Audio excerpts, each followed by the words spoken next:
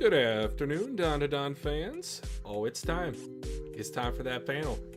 It's panel time. Nah. Imagine it wasn't. That'd be fucked up. And then No, the next one. I would be Like, so wow. upset. Come on. No, it's Wow, got we're to bad at this. be. We're bad at judging. Nah. We're finally here. This series, we've been saying it every stream, it's just getting better and better. Like, it's getting into that level where I'm just like, I will recommend this series to a lot of people now. Like, there's a certain level of excitement and enjoyment from the series, at least for me, where I'm like, if I'm able to easily get people on, put people onto it, then that's how I know it's a really good series for my liking. I think for me, it's very reminiscent of the similar run of Undead Unluck during Ragnarok. And it was just like volume after volume, emotional action, like story beats. Like, we're learning so much about the world. And if you guys recognize the title of the stream, we do strongly think, that this will be the volume that we finally get the panel that both Vontae and I have seen, but not really. We blurred our eyes, we kind of squinted a little bit, like, don't look at it too hard. But yeah, from what I remember of that panel, absolutely insane. Like, world-breaking, series-changing type of panel.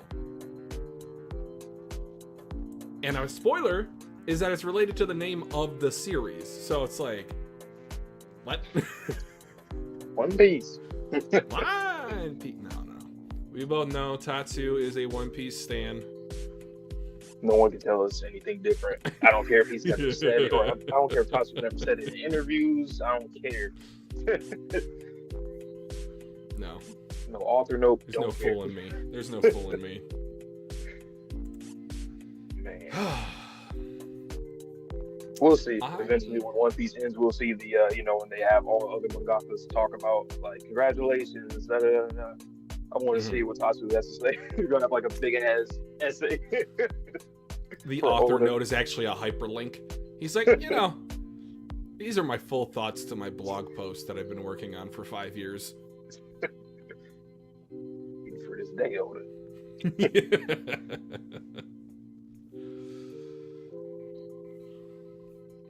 All right, guys, but dual reaction channel.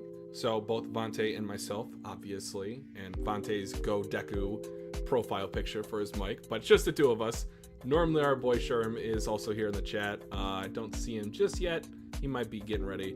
But like the stream for us if you haven't already. And then what we're going to do, we're going to have 2 chapters from this 8-chapter segment of the volume that we are both going to dual react to.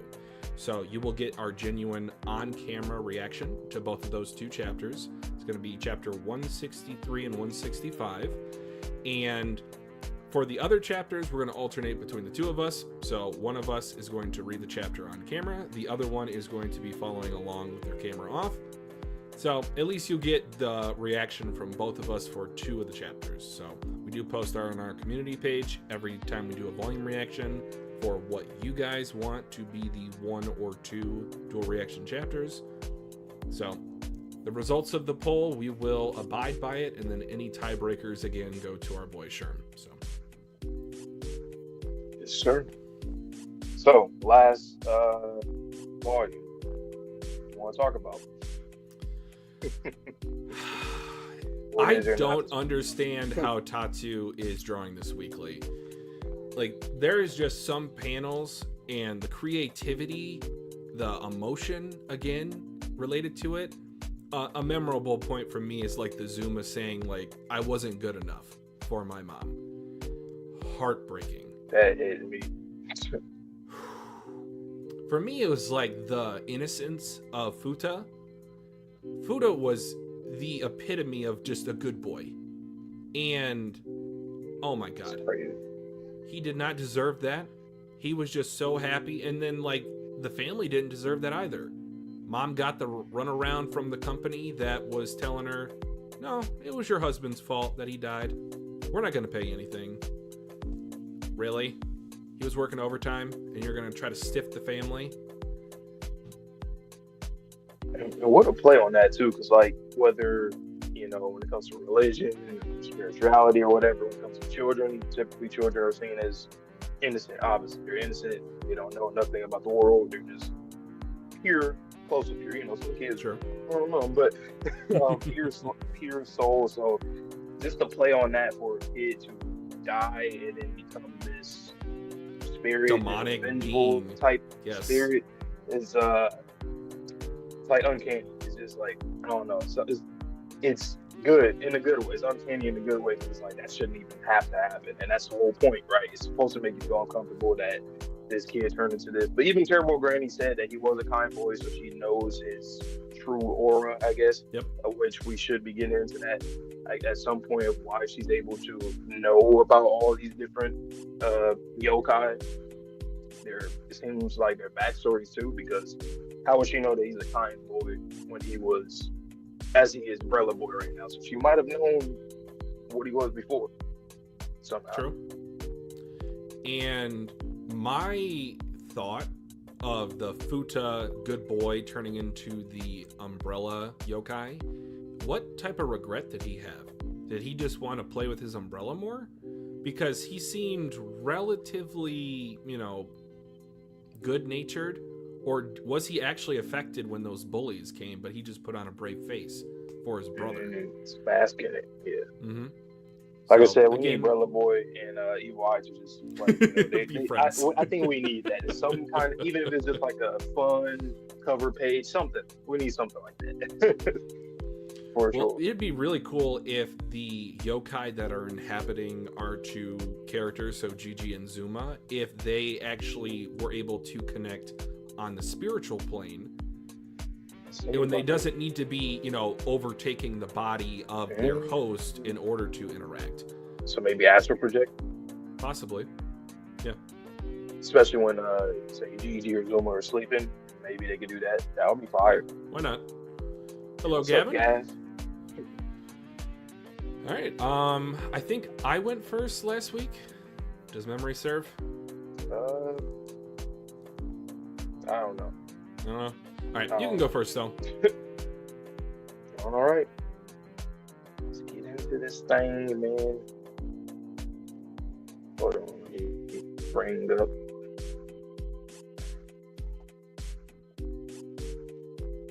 This app. New chapter coming in 21 hours. We will be there soon. I don't know if you can hear background noise. My niece, she's being playful, laughy. She did not sleep a lot, so she's just sleepy, but just trying to keep herself awake. All right. Lots of unpacking this volume. Be ready for it. Chapter 158. Oh yeah, that's where we're at. With the black cloth, we got talisman all over it. So I guess we're trying to trap the fairy tale card from even getting out of here. So that Kawabunga girl. And why exactly? She might end up singing, because like, why else would Turbo Granny need written here for this specifically? But let's go. We're all set here. What should I do next? Put the cursed trunk on the top of the black cloth. Do not topple over it. Once you've set it on top of the black cloth, you'll be able to touch the cursed trunk. Only then can you remove all the figurines from it. Okay. But slowly, do not break any of them. One of them shit's gonna get broken. Which means that someone, actually, nah, I don't know. Maybe cracked a little bit. Even the slightest crack, never mind. Even the slightest crack will kill that person. Okay. I was gonna say maybe a little slight crack to somebody, but we'll see. I just don't know. These are all kids, but I mean, it's not. We literally seen kids die literally last long. We've seen Zuma's brother, but Futa. But I don't know. We'll see. One moment, please. How are we supposed to transfer the cursed trunk on the black cloth? If we touch it, we end up pulled inside, right? And this bench is fixed to the ground, so we can't move that. So what do? How about this? We hold it between some tree branches and lift it. That way we're not touching it directly, yeah? Whatever you do, don't touch it with something like sticks. You should have set that first. One of us just got pulled in. You shit for... I didn't even... Wow. That was fast. So I thought the kid backed up. Okay, yeah. Goddamn. He's like, all right, y'all gotta lock in. He's probably to start all confused and shit. You got some of those black cords, don't you? The kind you use to tie up the packages and stuff. Those can be slipped carefully around it to lift it. I see. I'll give it a try. Yeah, if Turbo Granny wanted me, Ren, and these other people to do, I ain't gonna lie, I'm gonna be, I'm toast. I'm cooked. I feel like I'm gonna fuck up. Not you. We don't need you ended up here too. No. Then what do we do? Get Kawabunga to do it. My, she's a yokai. She has some resistance to curses. If she uses the black horse, she won't get sucked into the curse trunk. Or maybe Turbo Granny like, it's 50-50. I don't like the little girl, so hey. Whatever happens, happens. She probably is low key like that because it really don't matter. It's like this is the best bet you have anyway, so fuck it. Bye, please use this to move the curse trunk. You're the only one who can do this. Nope, I'll kill you, you little shit. Bye. I'm not taking orders from that cat. This is popping off. This isn't the time to be worried about that. Everyone's in real big trouble. In that case, you can go ahead and save them, Ren. But I can't save them. Don't tell me you've forgotten, huh? I'm haunting you, Ren. I'm haunting you to make you an idol. Until you become a top idol, Ren, I will not let you be. I was about to say this. I kind of do rock with the consistency because after all, she is a yokai, you know? Like, I do rock with that. That there's consistency there where it's not like she's like a clean soul or nothing like that. She didn't get, you know, like she's here. Just another weird transfer process similar to Turbo Granny, obviously. So it's like the essence is still there, but like obviously physically they don't look as menacing until like now, right?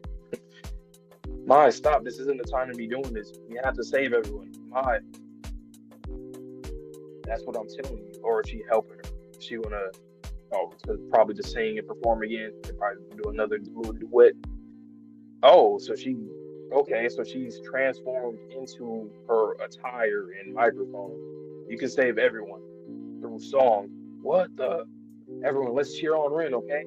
Our cheering will become her strength. Why am I dressed like this? This is so embarrassing. Turn me back right now. The more everyone cheers, the more fabulous your outfit will become. So once again, the amplification type of power or spirit in general. That's how much we need to get your fans pumped up. We have to save everybody. This is no time for singing. If you don't sing, you'll be stuck looking like this for the rest of your life. You can do it. You've got this. Bikini armor fight. I feel like I'm going to throw up. Dumbasses, scumbags, nitwits, dumbasses. I'll send that cowabunga straight to hell. Class rep, please respond. It's no use. I can't get through to her. Yo, check it out. The world, is it falling apart? Is that a Isayama reference right there with the cliff? You know, chapter 134, wait, 124 or 20, whichever, I don't know. Sorry, I'm a fraud. Anyway, holy shit, the seals are broken, so the curse trunk is starting to collapse. Know about any part-time jobs with good hourly rate? What's going to happen? Is he just talking in the background? He's making a good job. It's all going to be wiped out, this world along with it. Damn that Kawabunga. Save us. Class rep. Respond, please. Make Miss Kawabunga understand. Please tell me about the work. Any work that pays well. Okudon, calm down. I say. Oh shit, this stuff was red. Go crazy. 16 and 17. Damn. All the bodies. I love the ink once again for a lot of these kids' attire, their uniforms. And then the police officer with the black, and then you got people with white shirts and stuff. I like that. And hoodies. Whoa, Mr. Yase, what's happening? Everyone, hold on. God, we're floating. We're going higher and higher. I'm scared. All right, somebody help. Turbo Granny, this is real bad, isn't it? We're all going to disappear, aren't we? I don't know, but this is weird. Something's odd. A song. I can hear a song. You're right. That singing voice. That's it. Son of a bitch. The ombudsman manipulates gravity. Ooh. Hey. Gravity? This is a space series. I'm just thinking about in-game stuff. We always talk about this, all the combo attacks and stuff. Imagine when in-game, like Ren and everybody's powers just going on at the same time. What's going to happen then? See, I thought she would play the role of a support person on the battlefield, and yes, she does. but it's not strength. It's manipulating gravity, which, again, that is the primary reason why humans have such durability on this world.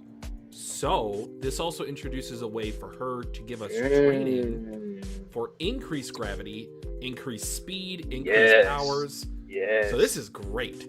I love this development. I can't believe Mai turned into a microphone. That was insane. I have seen this form before from Rin, from a more recent chapter. So, like, this isn't the only time that she transforms, spoiler alert. But yeah, it's a really cool design. Bikini armor, as one of the delinquents said.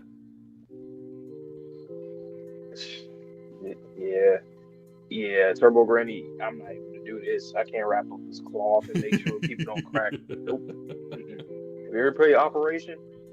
Hey. Not a few slate, times, not very good at it. Just not a clean slate. I can never be a surgeon. I can never be a bomb diffuser. I can never be any. Nope, I'm not doing those jobs. Hell, no. My hand is shaking like Suki after that injury. If you know, you know. But man, but pretty straightforward chapter. Hilarious from Rokudo, just asking, "Hey, you might know any jobs? Good, hey, hey, I need some money, man." Just walking around. Can I become a cop, man? Can I be employed? What does your job pay? Now, what do you make of the fact that, this will be my last point before I get into the next one, every single avatar or piece on the game board, except for Momo, was being lifted up by her power? Do you think she's connected to the game? At this point, do you think it's like her internal spiritual power? Do you think like Mai's power / Rin's power doesn't work as well on her? Or do you think that was just to showcase the reaching out by Okarun to Momo aesthetic of, classic falling through the air type of thing? I think it just goes to her power. Like, she's literally just a higher dimensional being in terms of her power. Like, we've seen it numerous times where she's just not affected by stuff. Sanjame's brain manipulation or memory manipulation. Sure. She's on another level. Even like when it comes to the technology from the Serpoians, or not even that, just like going through the phone, or no, that's Turbo Granny. But her psychic abilities in that episode early on. Dimensions. Yeah, like I don't know how she's like this. That's why now I'm starting to think, I don't know, am I a little sus of Dodoria? Like, regardless if she is her blood relative, like blood grandmother or not, how does your granddaughter have this kind of power? Do you do something to her? Or like, like, this is... Or does she, did her son / daughter have to be sacrificed in order for her to have this power? Right. Because this is insane. This is, like, when you really think about it, she might have the most overpowered power in the universe. That's saying something. When she can completely lock in, it's like you can't... They're going to start putting her in these anime crossover death battles and stuff. Like, she can reach across dimensions. Like, OP. I don't know, man. Dodoria, what you got going on? I just, like, there in no normal circumstance can somebody just be born with this power. Something has to have been done. Like, I'm sure she doesn't come from people that just have this power. I think that's just kind of like... It seems unnatural, especially when Rokuru was like, you are the only one that can do this. Exactly. And he was the one that really got me thinking, like, oh yeah, hers is just awesome. Because he said it like maybe different twice, different times. Yeah. Where he mentioned it. He even sacrificed himself so that she could attack. And he literally knows, because when she first unlocked it completely, like, that was like, shit. Has she done that since then? To that extent? I think it was initially at the Maid Cafe, and then when she was facing the Dimension Demon or Dimension Alien, right. that's when he was like, okay, like you have to do it. There's no one else that can defeat the space collider guy. Damn. I don't know. What is she gonna do? I feel like she's gonna do something like by protecting our dimension or universe from colliding with another. She's gonna do some insane shit at the end of the story. Well, if you think about her aesthetic as having like two hands, I always think of the strength in terms of one hand goes off to the left, one hand goes off to the right, and you're preventing two things from colliding. So let's just say, for example, there is something about the core of the Earth that it can't come in contact with something else. I don't know what that something else is, but it's preventing Thanos from reaching the gauntlet from Infinity War or Endgame. It's like, don't let these two things ever interact.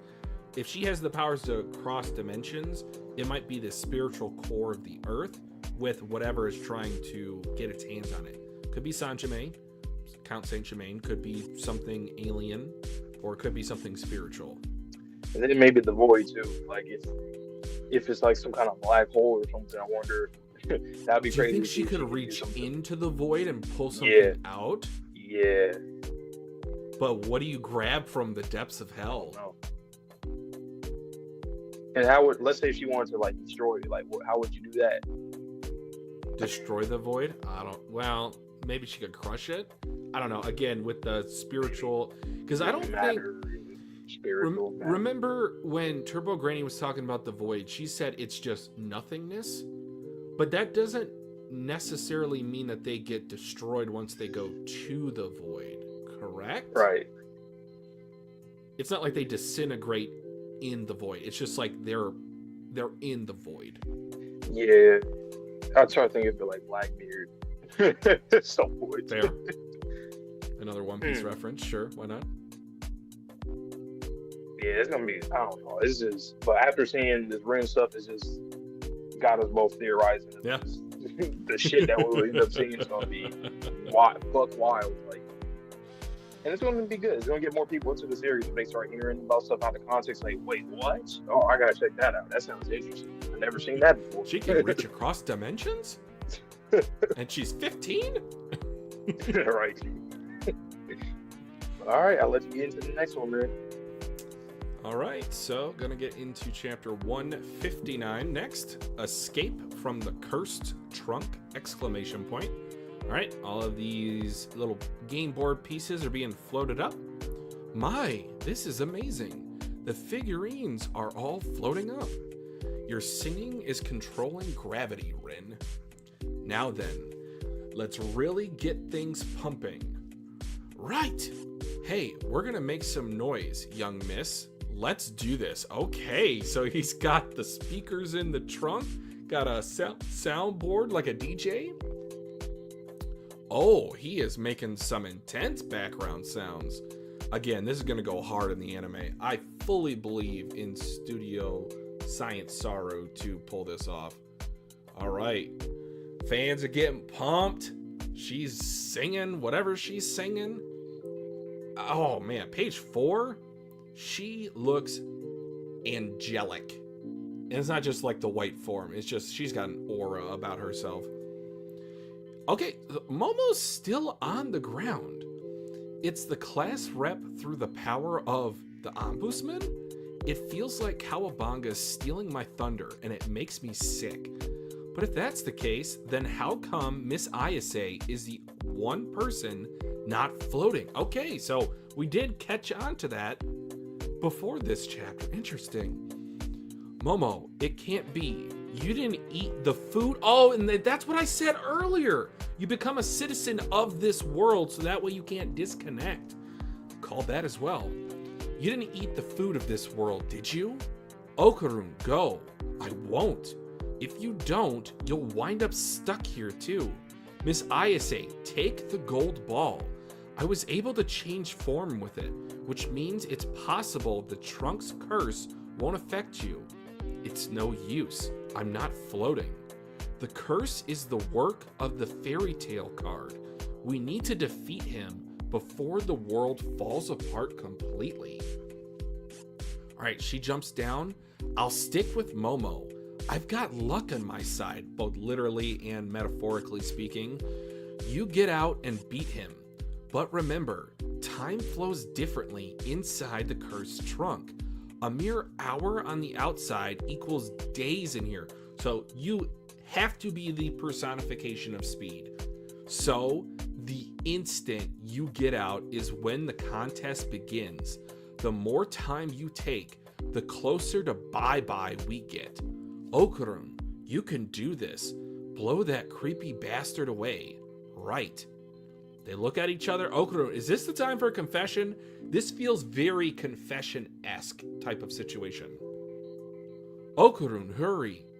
It was only for a little while, but while we were apart, Miss Ayase, it was really hard for me. The thing is, well, Miss Ayase, oh, I love you. And I was on the single page spread, so I had to pause before I read that. Well done, Okurun. I don't want to let go of you. This is huge. You bird brain. This is no time for confessing your feelings. Hurry up and go beat that son of a bitch. Oh my, he confessed his love for her. How does that make you feel? Orokaru, we'll explain it later. No time. No time to explain, literally. And normally I hate that phrase, but no time to explain. What kind of nonsense is going on down there? Do you find it thrilling? If we fly into the sky, will we die? What do we do? Hurry up and let go, you bonehead. Is she gonna say it back to him? I don't think yet. I think she'll just let him go. Miss Ayase, Okurun, you can do it. Blow him away. As soon as he gets outside, that's when she'll confess her love. I will. I swear. I swear I will. Once we get out of here, you can confess your feelings for me again, but properly. Understood. I'll do that. Swear it. I do. Say you swear it. I swear it. Again. I swear it. Oh man, this thing is flying up to the stratosphere. Come now. Only a little farther. Stick with it. Stick with it. At long last. How long have I eagerly awaited this moment? Hey, you. Don't go thinking you're getting away. Once we're out of here, I'm gonna pound the living shit out of you. What's the meaning of this? How is it you're able to fly in the sky? Whee! We've reached him. Woo! All right, I'll switch to the double spread for this. How can this be? Now we can go head to head. Your ass is dead meat. Come back to us, Zuma. Hold up, you. Yikes. Woohoo! There's a chaos type of energy about this double spread. Oh, goodness. All right, they are all back out. Mai is singing. Another double spread. What? They're out. Is he okay? Oh, good bloody God. I did it. I'm out. How marvelous this air out here. Now I am free. Something scary came out with them. An interruption to our performance. Zuma, yo, he's not breathing. Careful how you move him. Call an ambulance. An ambulance. You did a fine job. Thanks to you, I was able to get out. You put up a heroic fight. I will not let your death be in vain. And now I can hear the song of one who fights, the singing voices of those who feel anger. I have found the possessor of a wondrous power. You have the potential to destroy this world. You have the capacity within you. I mean, look, if he takes over her body, GG's, because look out. If she makes the whole planet, float up into the sky, into the space, like we're all dying instantaneously. This was huge. I love this chapter. It is a marvelous chapter. For Okurun to confess, I didn't think that's something I kept saying. I want this to be a thing that happens before the midway point of the story or by the midway point. I didn't want it to happen later in the story, like towards the last arc. I just feel like it's both of you guys like each other. You know, I just didn't want it to keep on going for the full length of the story, so I'm happy that he got to say that now. And now we're just waiting for her, which I think when she says it, is going to be another huge moment after a crazy ass into an arc. So I like this. I like how their relationship has been developing. And what I love about the fact, in terms of Tatsu building up this romance, is he's made it steady but non-frustrating.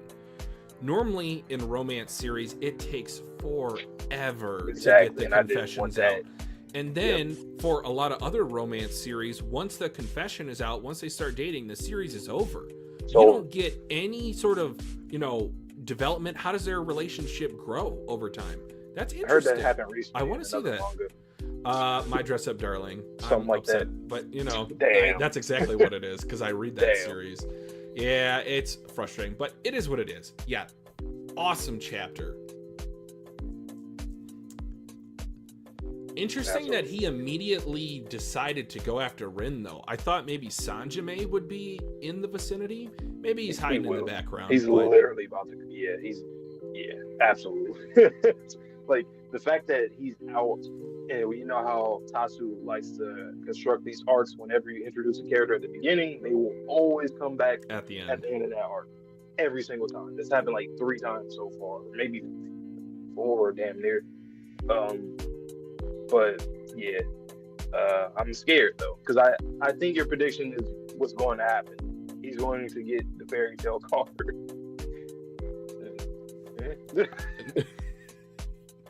Nope. God. All right, I'm hopping to this next one, man. We're getting closer and closer to some things from what Gav's been telling us and some other folks have been telling us in the polls, of course. All right, chapter 160, the power of the demonic fairy tale card. Shit. Oh, John, who would have thought you'd be in a place such as this? Now, please open your heart and mind and let me see the true you. Oh shit! Can really just see people's past.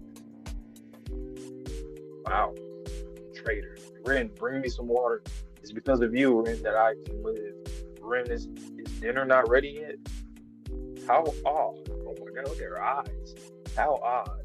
All the other children seem to be playing happily. I want to play with them too. Why am I the only one who must feel this pain? I'll never forgive them. I wish I could squash it all to bits. Everything. All of it. Okay. She probably singing. Yep. Got him back up against the ropes, pretty much. It can't be. I'm unable to possess her. That's because of me. I'm Rin's producer. She really is, though. And Rin would not become a puppet for you to control. Rin, you're the best. Woo! I'm going to sing. You pretend do-gooder. You shut your mouth. He literally shut her mouth. Wow, she has no mouth. Her mouth disappeared. Too bad. Even if I'm unable to control your will, I can control other parts of you instead, which is still OP as hell. Yikes, are we still not out? If I do not get back soon, the store manager will be angry with me. This man, that's all he cares about, his goddamn job. Oh. Now we're falling. The singing has stopped. This is bad. Grab hold of me. Okay. Rokodo. Capacity exceeded. I cannot rise. Yikes. We're done for. Serpo, you can do it. To the skies, convenience store man. To the skies, convenience store man. Both of you, please let go of me. Okay. Got other people hanging on to the I don't know, so-called tentacles, limbs of the fairy tale card. Let's wreck him. He's dead meat. Now, these delinquents really crazy as hell, though. Like, y'all just some regular dudes, but like in the face of fucking evil, y'all like, hey, I rock with it though. We need that, you know? I love when stories have like the characters who are like the NPCs, the ones who have no power, when they actually are trying to do something. I hate when they're just cattle, you know, just livestock. You would do nothing of the kind. He said, "You ain't doing shit to me." Whoa, hey, I can't see nothing. Took their eyes there, and their ears. Oh man, jeez, I'm all dizzy. And there, shit. Ah, who's doing that? Oh, now they fight each other again. Y'all always fighting. Now y'all fighting about why being manipulated. Stand your ground. Anyone still conscious, protect the girl. Yeah. Ah, now him too. Ah, hell no. He punched like 6 people with one punch. Come on, Okudon. We need you. Hurry up, man. Okay. Boom. What's going on here? Oh. Talisman in the cloth. Oh, shit. Whoa. Okay, talisman all on their face. And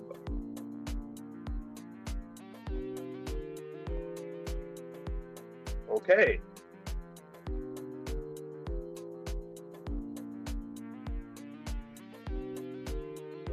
That's a fire-ass double spread. Just gotta say, but Count Saint Germain has entered. And you know what I don't like about this? Because I know exactly how it's gonna go. Oh, he saved us, and he gonna take that fucking card and leave, man. Oh my god. Oh my god. You. What? Fire. Is he on our side? Who's that? Who is that? Or who is it? A sealing technique to temporarily stop movement. You have much and varied knowledge, just as I suspected. The Frella boy you sent to me came very useful. Thanks to you, I was able to get out. So why? Pray tell, are you getting in my way now? This guy, man. Count Saint Germain, there's so much that he's going for. You can tell his goal. Excuse me, but who might you be?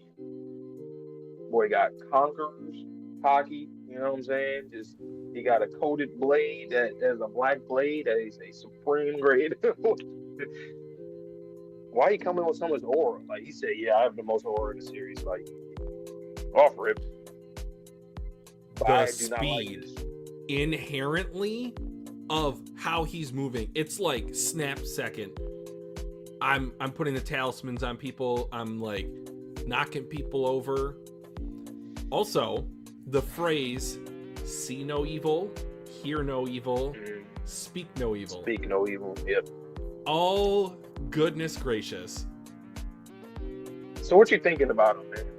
What were you thinking? Like, what do you think? So there's 2 thoughts I had. One, I think, is the thought that you had initially, is like he's doing this to be the savior, and then let me take care of him. I'll go ahead and make sure that he's taken care of. He's gonna seal him and then use him as a power-up later on. Or 2, and I think this is a more interesting thought, is that literally his memory manipulation is also on himself. So he does these contradictory type of actions. So, spoiler alert for 7 Deadly Sins, if you guys have not seen that series yet. I'll give you about 10 seconds. Esterosa.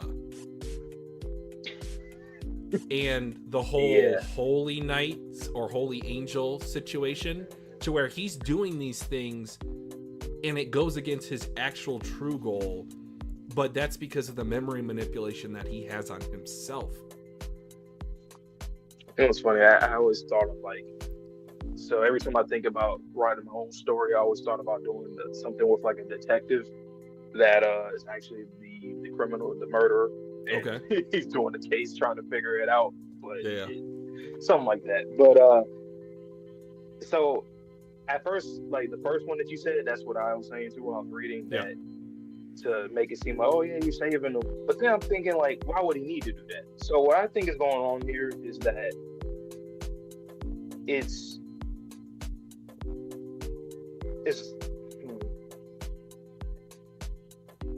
really hard to read him, man. And I think Tasso's doing a great job of this so far. But I kind of feel like he has a very neutral approach to things, I feel like. And I think what he's trying to do, I think he's going to capture the card. He's going to use that. We're going to see the thing after the Dandadan spoiler panel from whatever he does. But I think showing him saving them is kind of like a hint at his true nature. I feel like because he didn't really have to do that. I don't think he had to, honestly, especially by how fast he is. You would think he's able to control this situation. You know, not trying to say that Fairy Tail is not no jobber. He's obviously something that he's after as a resource, as a tool. Yes. So he's very powerful. But I think this is just to kind of show us if Tatsu goes down the route like, oh yeah, he is actually this quote unquote menacing guy. That's how he wants these characters to see after the fact. But this was to show us, the viewer, that in the end, we're going to actually see why he did everything. Because he didn't have to save them there. At least, not how I see it. I apologize in advance, guys. We said it at the start of the stream, so I'll reiterate for those of you who might have missed it. This series is the most One Piece coded series that I think I've ever read, that Vante has ever read. And the analogy that I'll now make is, what if, and I'll give you guys another spoiler warning for One Piece, this is more somewhat recent, so another 10, 9, 8, whatever. What if this is a Shamrock and Shanks-esque situation? So Sanjime might be the actual Count Saint Germain, and there might be a brother, a twin brother, that is of this planet and doing good things. I don't know if it was just because of the Count Saint Germain and Sanjime parallelisms. They're not exactly the same. There's some similar things about them, but I got the impression that maybe they're not the same person in this chapter. Because Sanjime was not wearing the key earrings when we met him, right? True. Or am I wrong? But he has them eyes. It's just the eyes never lie. Well, that's why I thought of Shamrock and Shanks, that whole situation. But I don't even think that was out when this happened. I don't think that revealed. Yeah, no. That happened like a few months ago? Yeah. Like definitely like late 2024. I don't know. Just a thought. It could definitely be the same person, but same thing with the mural. Well, not. Well, I'm thinking of the panel that we're about to see, and that has I feel like it has that much big significance as each other.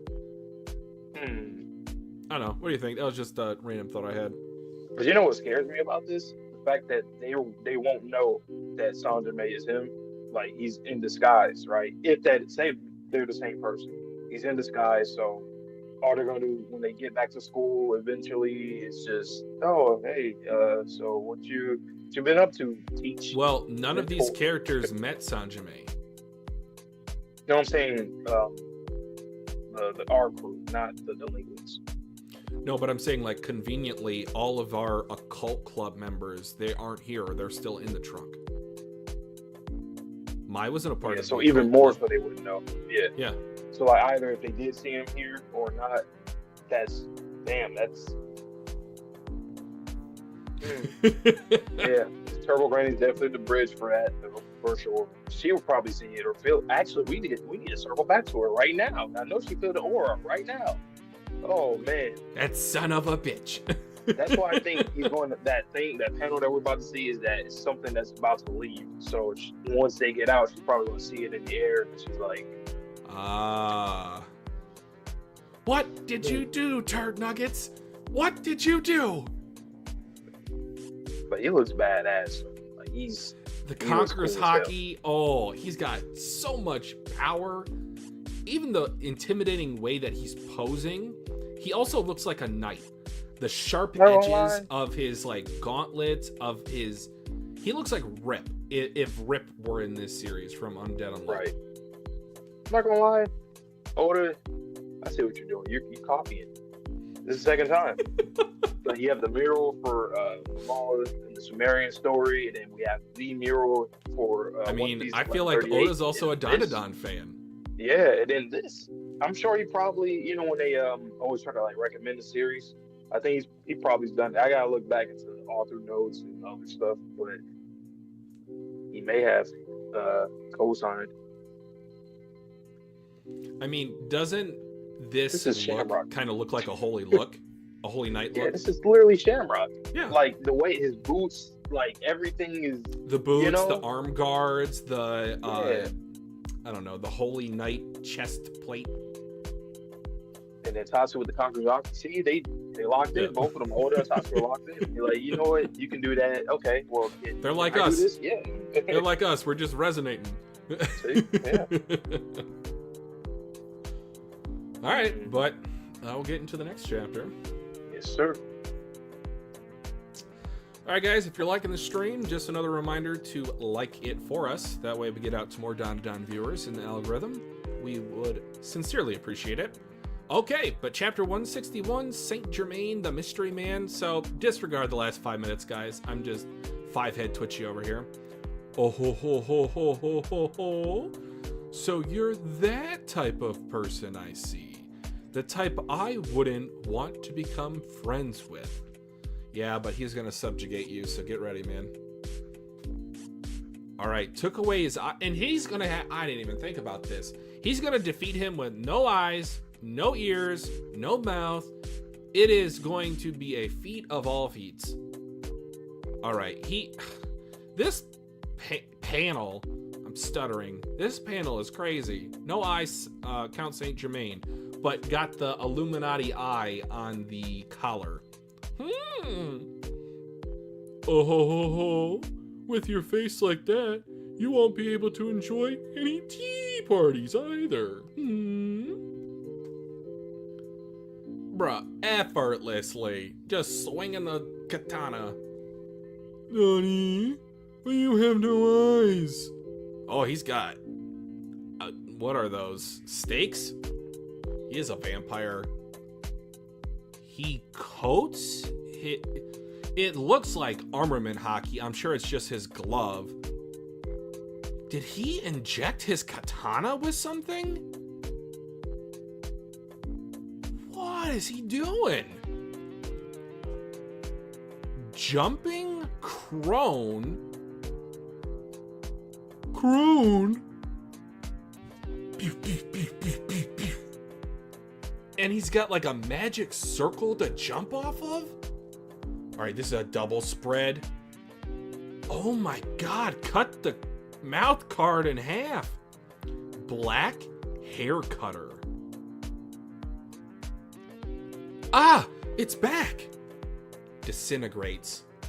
And he has to create a new card. It's growing a new one. Mudada. No matter how many of my cards you slash, I can grow an endless supply from new buds. Do you get it now? Him injecting his sword with steroids might be the wildest thing in this series, and that is saying something. Water tiger. All right. You cannot defeat me on your own, even if you are the one and only Count Saint Germain. You really are a crafty fellow. You helped me get out of the cursed trunk, and yet now... Alright, so that is Sanjime. Again, fully disregard that five-head theory I had a second ago. You got the golden ball into his hands, Brella Boys, and sent him into the cursed trunk, and yet here you are, trying to kill me. Why? Why, you swine? Fools are the same in every age. Those who aren't convinced victory is inevitable become careless, and those who are careless expose their failings. When did I ever expose a single failing? Rather, it was you who exposed yours. It was your intention from the start to release me and then kill me.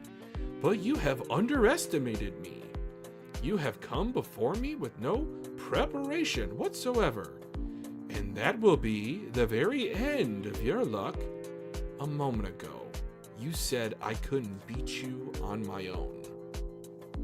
Card to cards were originally cards to read. and cards to pick up, with 2 cards forming a pair. I see you, Undead. And your own cards are, for some reason, of an even number. In other words, if I destroy 2 at the same time, or all at the same time, then you won't be able to regenerate them, will you? Are you a fool? How could such a thing be so? And even if it were, could you do it on your own? Unfortunately, I could not. A team up with Count Saint Germain and Okarun? Get ready, boys. As I thought, indeed. And therefore, you cannot defeat me. Alright, here come the boys. Okarun, police officer, Rokaru with his jetpack, Count Saint Germain just moving. There he is. The demonic fairy tale card. Give back, Onji. I need to get back to work ASAP. You people. But with them by my side, we can defeat you. I am even more so confused with Count Saint Germain than ever. He scares me more because like this can easily just be like he is a person of the people, like he's on our side, but that can immediately be like, oh no, I just needed you guys to do that. Why like, I just was don't he lie leading the cur? I don't understand. Maybe he has like a certain kind of philosophy where it's like I can't do things on my own, because like even in his fight, Eriko keeps bringing that up. He's like, yeah, you know, you might be right, but that's why I need their help. And then with the cur, I need their help to do everything possible to help me gain something. But I feel like whatever his goal is. Yeah, I just think he has like a very flawed philosophy. He's like a person that like any means necessary, and he doesn't have like maybe he's just not empathetic. So whatever situation with him and Turbo Granny, like he is a very like a really the ends justify the means. Yeah, he's just kind of like whatever. It just is what it is. Everything's inevitable, which is interesting because he was already talking about victory. It's so he's like a realist. Yeah, like extremely to that, like that side of the spectrum. Which is pretty cool, but I just wonder. It makes me really excited to see when that would break. You know, like when he would be.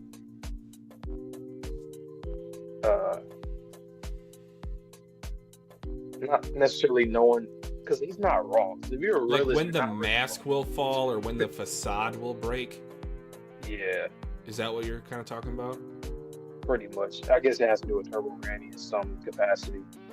But damn, it's gonna take a lot. Because he seems like someone that's he has a lot of conviction. He knows himself. Nothing can break him. Like he was literally sunning Fairy Tail just by talking. Man has no eyes. He still is staring him down. He's different. He has a lot of. You see those eyebrows? Page 2. He's scowling at you, and he doesn't have the eyes. What'd you think about the fact that he powers up his katana with these injections? Bruh. You know something else that reminded me of Shamrock a little bit, like of using your blade. Mixed in with some kind of other power. Yeah, like what the Oda, I know what you are. Tatsu, I know what you are. What are you guys doing? They're hiding in the back of the school doing stuff. Not going to class. What are you guys doing? Is Oda the Sanjime of this series and Tatsu is the Okarun? Nah, I gotta see what Laz thinks about it. Like, nah, I know we're not tripping. There's so many things in the series that reminds us of One Piece. It's ridiculous. It's like there's so many things. Go back to page 11. I have a thought. Page 11. Okay.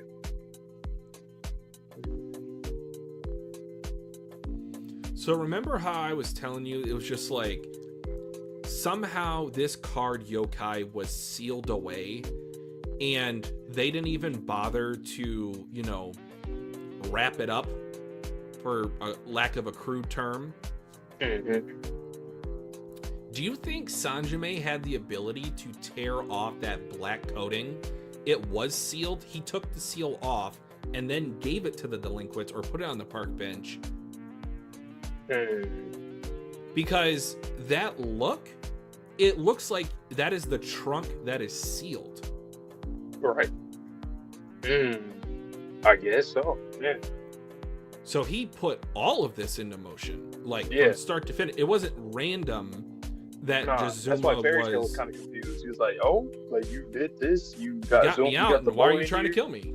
Yeah, he said it like twice too, like early in the chapter, and then again when he was pressing them some more throughout. He's like, "You set this up, man. Like, what are you doing?" So the reason why I bring that up is I'm confused. Why? What do you need to do that? Like, what does he get out of this situation? Is it just the Zuma power up of Brella Boy? Is it? It could be. I mean, the fact that even Fairy Tail's like, you can't do this alone. I think just things had to happen.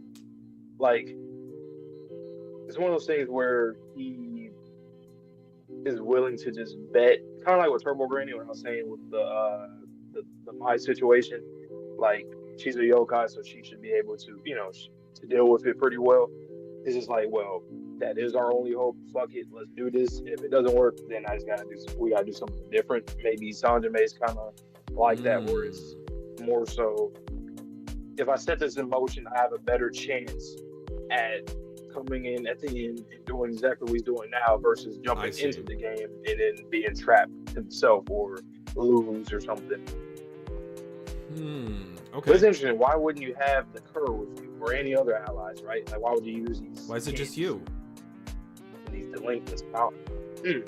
Unless he can see the future or some shit. Honestly, that's like the only thing I'm going towards. Sure, like, why not? Maybe he could just see the future. You got armament hockey, you got conquerors hockey, you got observation hockey. Sure, you can see the future. Like, how did you bet so much on this kid to do this?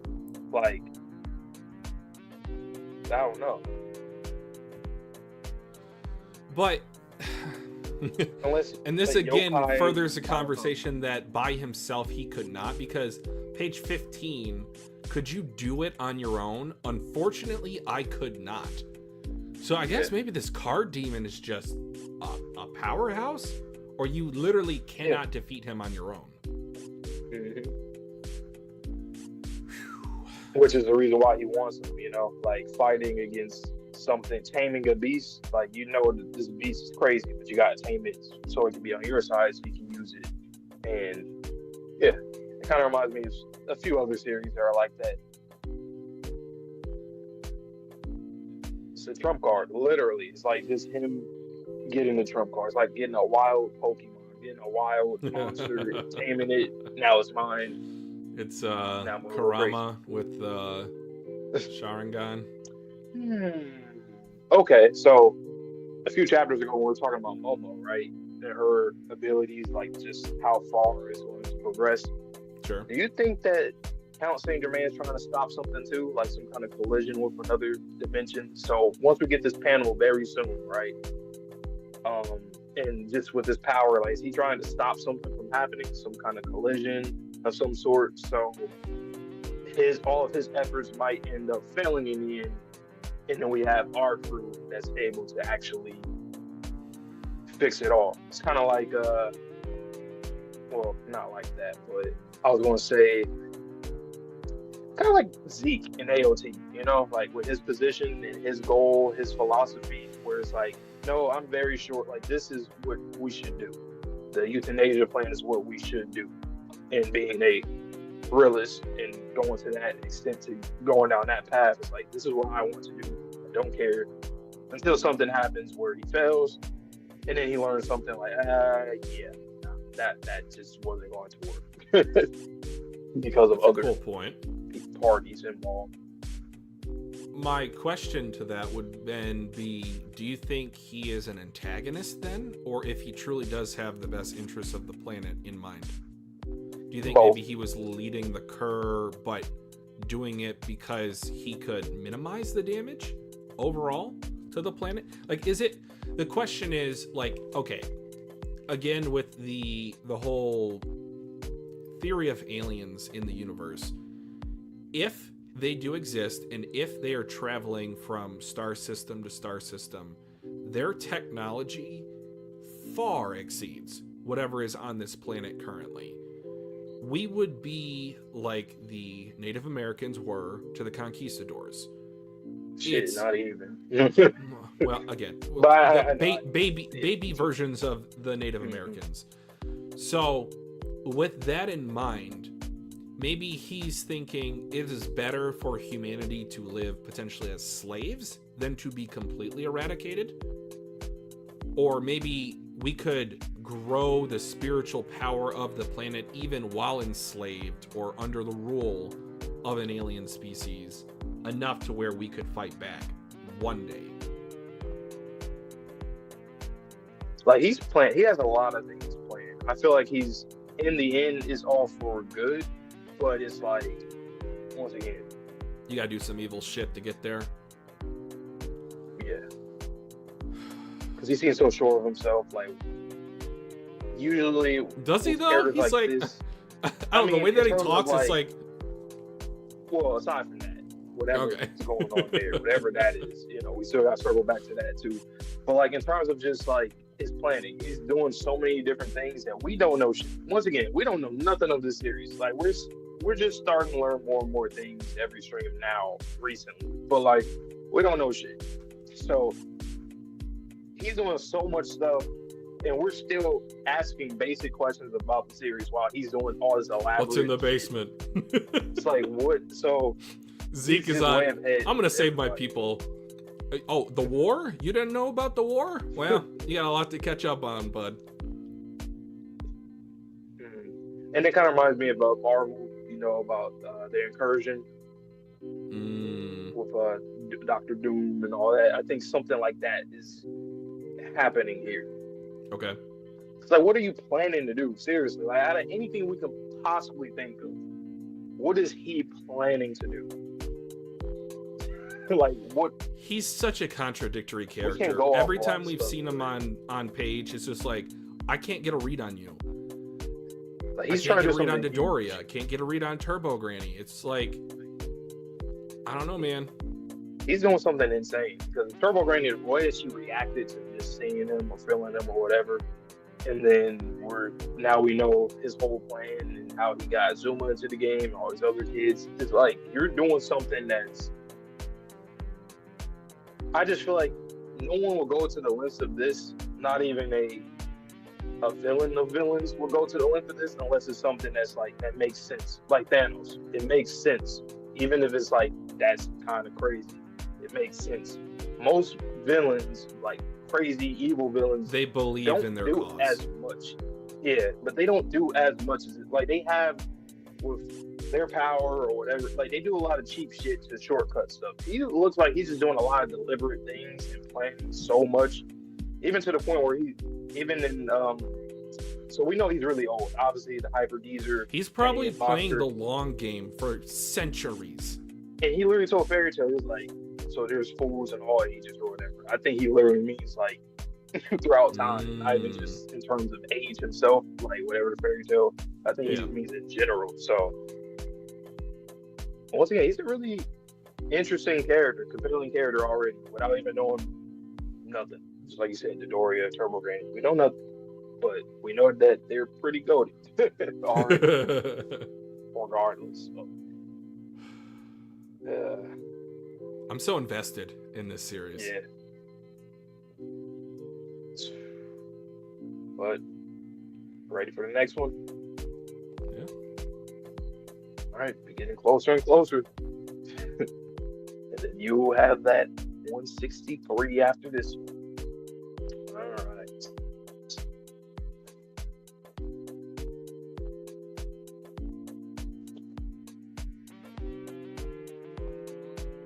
Chapter 162. Let's blow the demonic fairy tale card away. Cowards. Yeah, they're gonna run in against Count Saint Germain. Said, I ain't running. ganging up to attack a single person?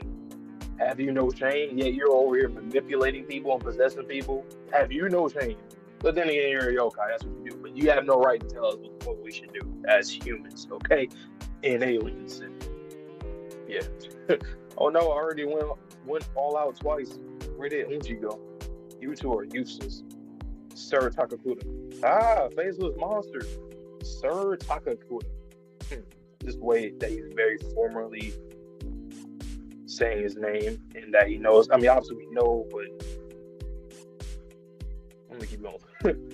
Might we not attack the card as one? Who are you? And how do you exactly? That's what else we want to get into. How do you know my name? Let's save the introductions for later. Your Count Saint Germain. Of course you know. What are you doing here? I'm afraid I do not know you, sir. Perhaps we've met at another time. Where's the class rep? We're still fighting. Why are you dressed like that? Unji. Unji. Stay with me, Unji. Are you still breathing? Hey. No, you can't do this, Unji. Nah, he ain't dying. Please don't. Nah, that's not. Nope, we're not doing that. Nope. He's not dying. Nope. Don't die. Don't you die on me. Unji. He dreaming. Oh, I know exactly what this is right here. I know exactly what's about to happen right here. This is literally the whole going to the other side. Does he choose to go to the other side? He won't go to the other side and he'll come back. And once again, the Uji storytelling with the paneling, very organized, straight. God damn, this arc is. Ooh, this is Space Globalist and this arc, man. Anyway, though, thinking about his little brother Kuta, looking at him, going to his mom and dad,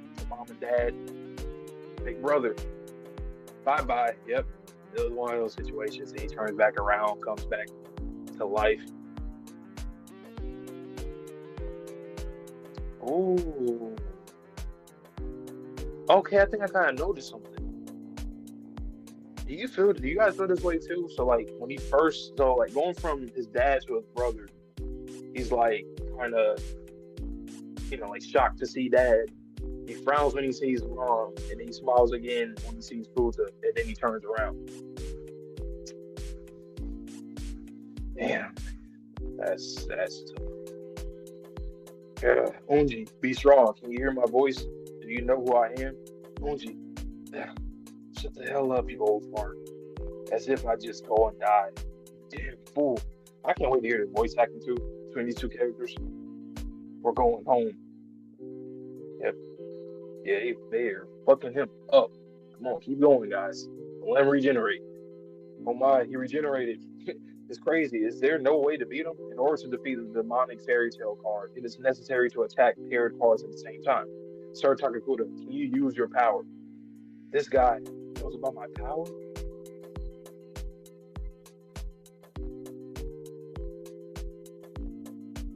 Is that just Okarun thinking about when he first got into the air with Momo yelling out to him, or is this happening now? Because he was looking at Turbo and he her looking downwards.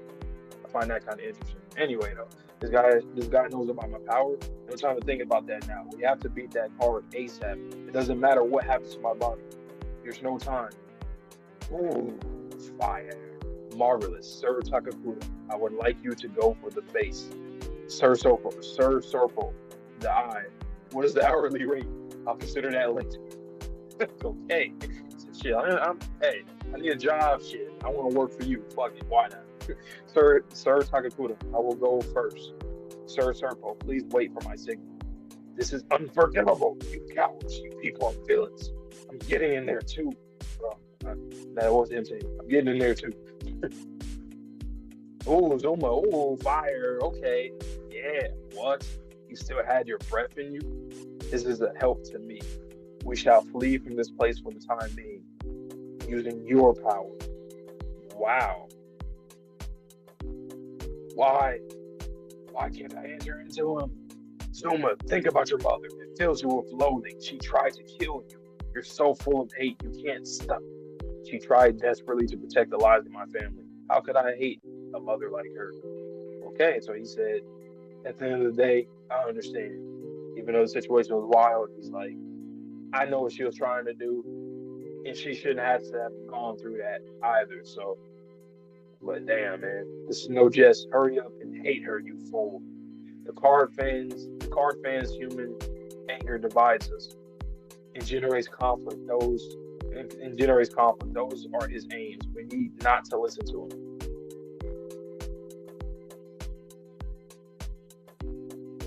Everyone, attack all at once. Well, all of you just die. If it's for Momo-chan, I can go. Ooh, ears, mouth. Yes. God damn. He's like, look at this. No, seriously though, look at this double barrel. You see Zuma, the police officer in the background, Rokudo with his cash register, fucking cannon. Okudo drop kick straight to the mouth. Boom. Yeah, it was fire. All out. God damn. Wow. I can go all Yes, out. sir. Yes, sir. This was a crazy good chapter too. I thought you were cooking so hard. I was like 2 pages ahead of you when you started talking about Zuma. Smiling, frowning, smiling again. And then I got to the point to where he's like, I could never hate my mother. I was like, oh, Yeah. but Vontae was cooking. But this is good too. The emotional maturity for a teenager who had the life that Zuma had to accept the fact that his mom tried her best. This world just wore her down too much. Or maybe maybe that could still be the case. And when that happened, he like kind of like, okay, I get the full picture again of my family. They're cool. They're on the other side. I understand it now. It could have been like he initially was happy to see his family, then felt that, you know, that pang of hatred of everything towards his mom, towards this world, and then he accepted it. It's just like, okay, I have people in this world I still need to protect. And then that's and then there's a reason why Fairy Tail Card was even like, but your mom though, you hate her though, right? So that was like the last thing, the last ditch to get him to this point. Yeah, for him to be like, okay, I'm cool now, you know. And damn, man, oh my god, page 13, Okurun is putting his body on the line. Yes. Those weren't just empty words to Momo for that confection. He meant that shit. And he is willing to put his own physical well-being on the line for the woman he loves. Even more demonic in that form. You look at the shoulder blades on page 14. Mm-hmm. His eyes.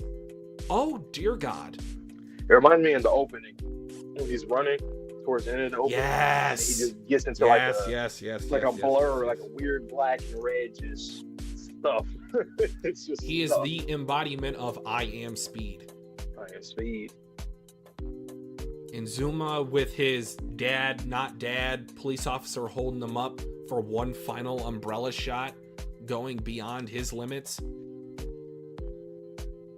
Oh man, I saw something else crazy. What if, like, with the whole Momo, you know, dimensional thing, and just her, like, I don't know, trying to either condense something together or break something apart. Just think of somehow we can go into space and then Okuno's running at like speed of light while like having her aura around and like trying. Oh my god! I don't know. Slow down, kid. Slow down, kid. Something crazy like that. No, Okurun, you can't run that fast. You'll be obliterated. Like holding him back. Imagine in space he does the thing with like the electricity. Like if he jumps into something like in space and just starts blitzing through space in different bodies of like, I don't know whether, probably not stars, but like, I don't know, something like planets, certain stuff in there.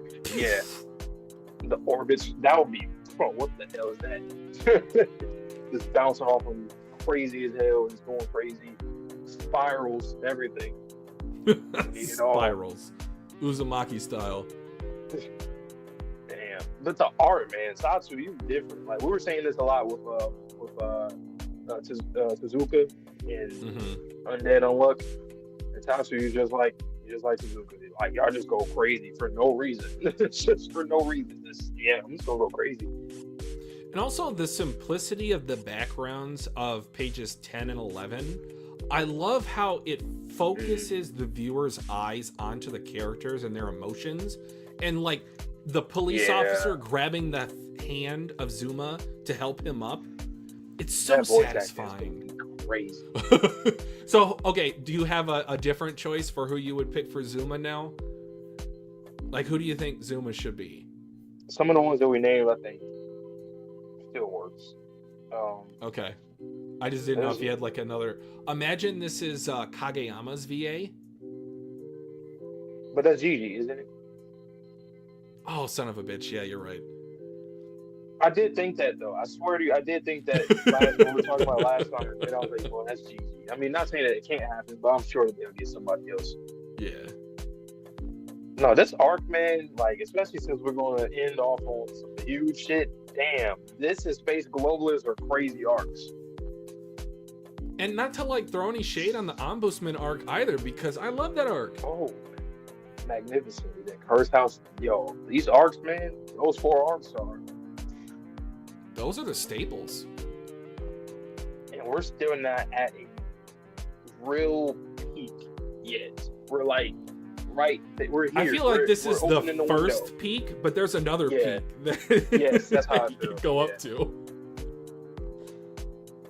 Because, like, I expect this story to keep going beyond this. And this is pretty high. And another series, this is still like this would the be one of the best crew arcs acquisition saga. We still don't have all the characters, because I know you said and I think I've seen her too. There's like another girl that will be a part of the main storyline. Yep. And it's like the stuff with Vamola, like she was at home guarding the house. Bruh. Watch the house for us. Like, this is a series, once again, you get, man, Undead in this. Shout out to Mo. For real. Like, this is what New Gen needs. We need more series like this. You get everything you want. Romance. Like, I'm not even going to say the same. Just go watch our Undead on the streams, guys. We said the same thing for that series. We have the full series on the channel. The full series. Yeah. And we will be back for the anime, for both, obviously. July is really right around the corner. Like, it's time goes by quick. I'm going to blink and it's going to be here. Man. All eyes for Studio Saru, keep hooking up the OSTs, man, because Zuma backstory, remote. For me, like, what color palette do you think they're going to use for Zuma? Ooh, okay.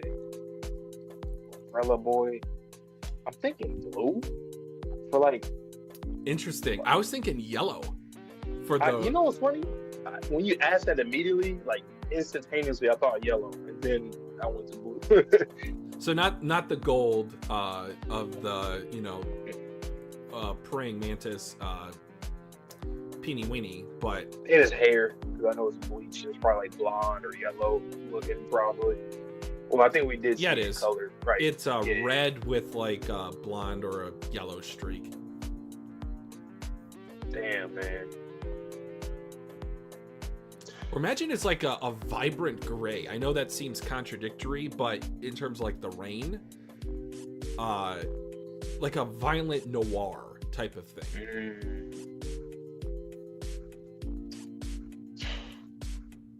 Yeah, they are gonna cook for this. Oh my god! Can't wait for like season 4 or 5. This will probably be season 5.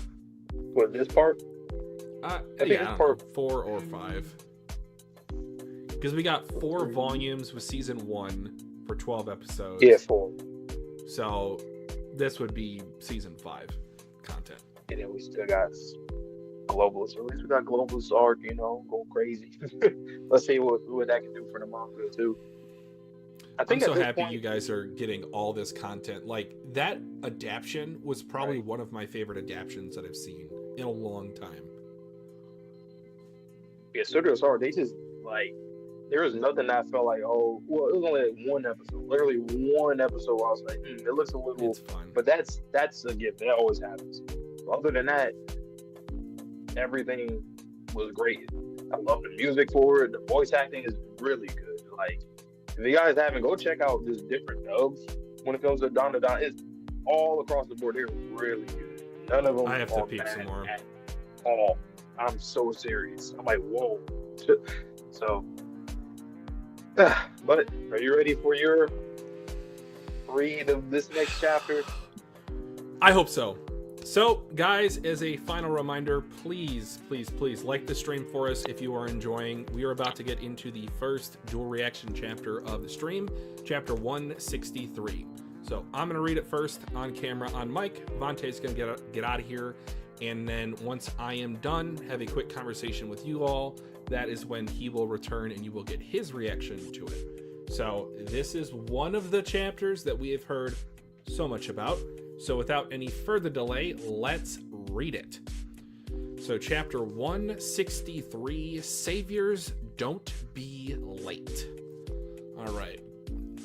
A look in at the carnage that happened afterwards, and Okarun is just bleeding from his nose and mouth area. Electricity going crazy. All right, all the delinquents, back to normal. Oh, that was a double spread. Oh, whoa. I had to go back to the double spread view because normally I read on the single page format. I love the silhouettes. Sanjime or Count Saint Germain there at the bottom. That is such a cool panel at the bottom. Kind of reminds me of AOT again with the Tree of Yggdrasil. I'll keep it on the double spread for now. All right, everyone's looking on. Class rep. Ugh, can't muster any strength. Takakura, are you okay? Class rep, you have to sing. She's still in there. Miss Ayase, she's in the cursed trunk. Oh, and she's just holding Turbo Granny, much like Okarun held Turbo Granny during the Cursed House arc. Turbo Granny, thank you for being with me. Like I would ever just abandon something so precious to Seiko. Ah, my body's disintegrating. Yeah! Oh no! You could take Momo, just let me survive. Help! Why you? That's the exact opposite of what you just said a second ago. Your good luck is completely useless. Damn it. It's your fault for eating like a pig. Why do I have to be responsible for you, you moron? They're starting to get floated up. We're floating. It's Four Eyes. He's beaten the demonic fairy tale card. He wasn't too late. But I'm still disintegrating. Hurry, Rin. Can't you sing with more soul? Ah, wait. What the? Turbo Granny's getting bigger? Granny, you're getting bigger. What the hell is this? This is freaking weird. Ow, ow, ow, ow. You're holding on too tight. Turbo Granny, calm down. I'm here for you. Here we go. Okay, guys, I have seen this dynamic out of context. Momo is still the size of her figurine as Okarun pulls out his hands to catch them. What? What? What the hell is this? You're not getting away. Sanjime corners what is the remainder of the yokai demon. So this is what we theorized. And this gross looking thing, what movie was that? It was Spirited Away. It looks like one of those soot creatures. It's like you said, if you get me out of the cursed trunk, I'll, in exchange, lend you my power. That was our agreement, wasn't it? Called it. Called it. In order to fulfill that agreement, I would have you yield. 2 words. I lose. I wish to hear you say them. Do so and you will be free. Oh ho ho ho. That? You decided to challenge me because you wanted to make me say that? I lost, yes. At long last, I am free. I will admit to any loss for that.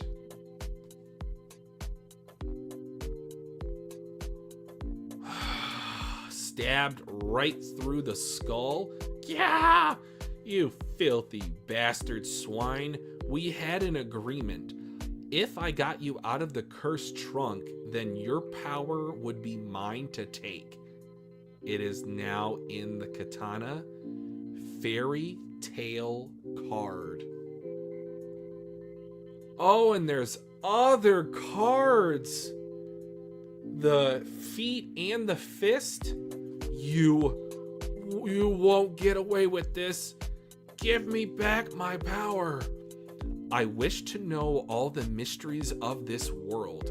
I want every enchanted object, UFO, and anything else to be mine, even the power of yokai, because I am a collector of the paranormal.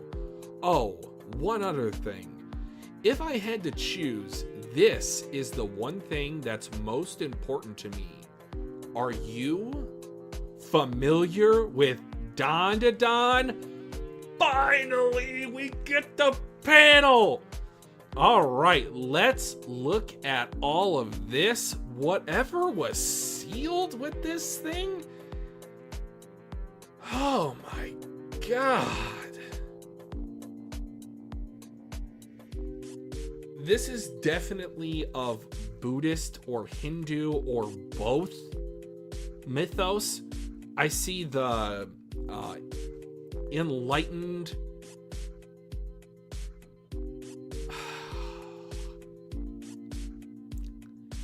Are you familiar with Dandadan?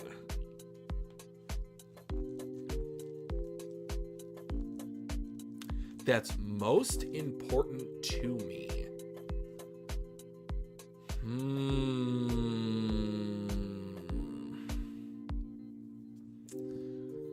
Guys, yes, they did say the phrase, Gavin.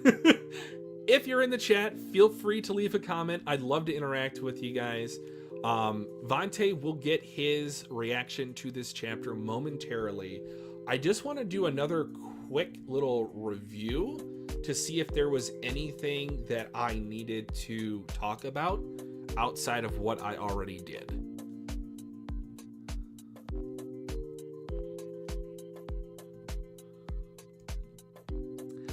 I really didn't go over the fact that Momo is still in figurine status. But Turbo Granny is back to normal. Yeah, what is going on with Momo? God forbid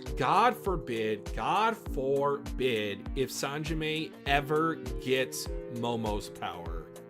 He does not need the ability to cross over dimensions. There is no chance in hell that we would ever be able to defeat him if he got his hands on that power. But thankfully, and almost ironically, I think that's the one power he cannot obtain. It's just a sneaking suspicion that I have. I think maybe there is a seal within Momo or of Momo that was put onto her or for her by Dodoria, and it might have been a human sacrifice. So going back to this panel of all these crests, this intricate artwork, the bottom. Okay, so you're at the center and you go southeast. So that specifically, if you look at that crest, it looks like there are multiple people that are upholding that particular crest. It's on some of the other ones as well, but that's the first one that I noticed. It looks very religious-esque. And another thing about the ancient aliens is that the reason why human beings have religion in the first place, this is a theory, is that alien species introduced this to us as a sort of cultivation of something. So it could be for the purposes of gold mining. It could be for the purposes of spirit cultivation, like we heard from the Kerr a little while back. It could be for a sealant that is placed between dimensions so that you can't have beings cross over from one to the other side. Oh my god. And then there's like a spiral on top of the face of a couple of Buddha in like the mid to upper section of this. You have monks or even possibly gods in the lower left.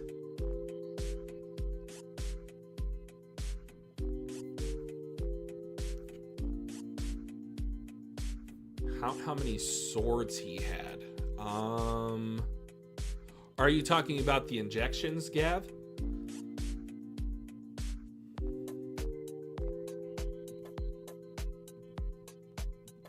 Because I just see one katana. I think it's just he has a lot of things that he can input into it.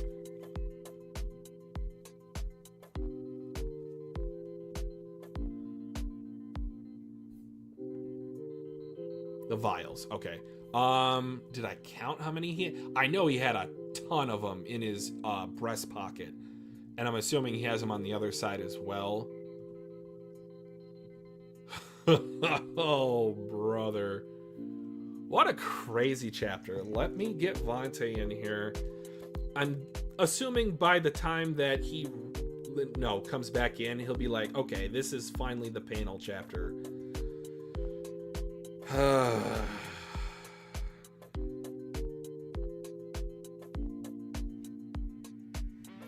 Incredible. Yeah, this had to be one of the doubles. And like the fact that Sherm, our boy Sherm, who gives us recommendations on tiebreakers, was like, it could be this one or another one. And the fact that he said 165 for sure.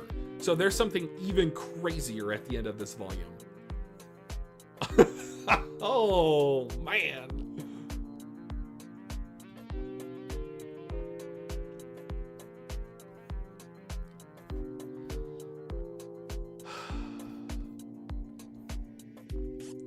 I'm just smiling. I am smiling.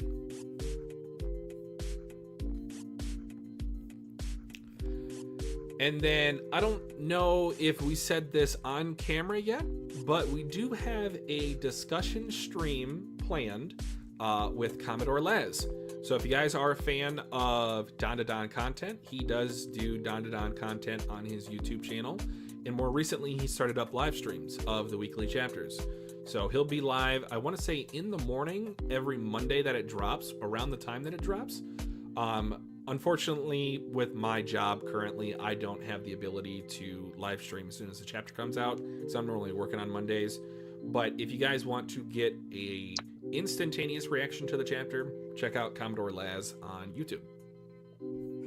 Yes, sir. All right. I'm ready, I think. Let's see. Enjoy. All right. Chapter 163. Once again, guys, I'm sure Twitchy already told you. Like the stream up. Subscribe if you are new. If you want more Dandadan, we're going to keep doing Dandadan until the end of times, until Dandadan is over in the manga and in the anime. So stay tuned. Let's get into this, man. I am excited.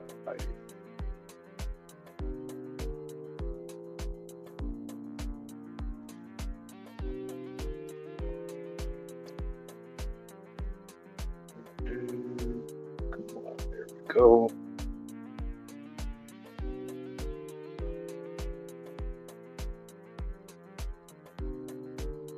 Right, page 1. Starting or keeping up where we left off, or continuing on where we left off. Saviors, don't be late. It's chapter 163. Oh my God, it's the next page. Whoa, page 2 and 3. God damn.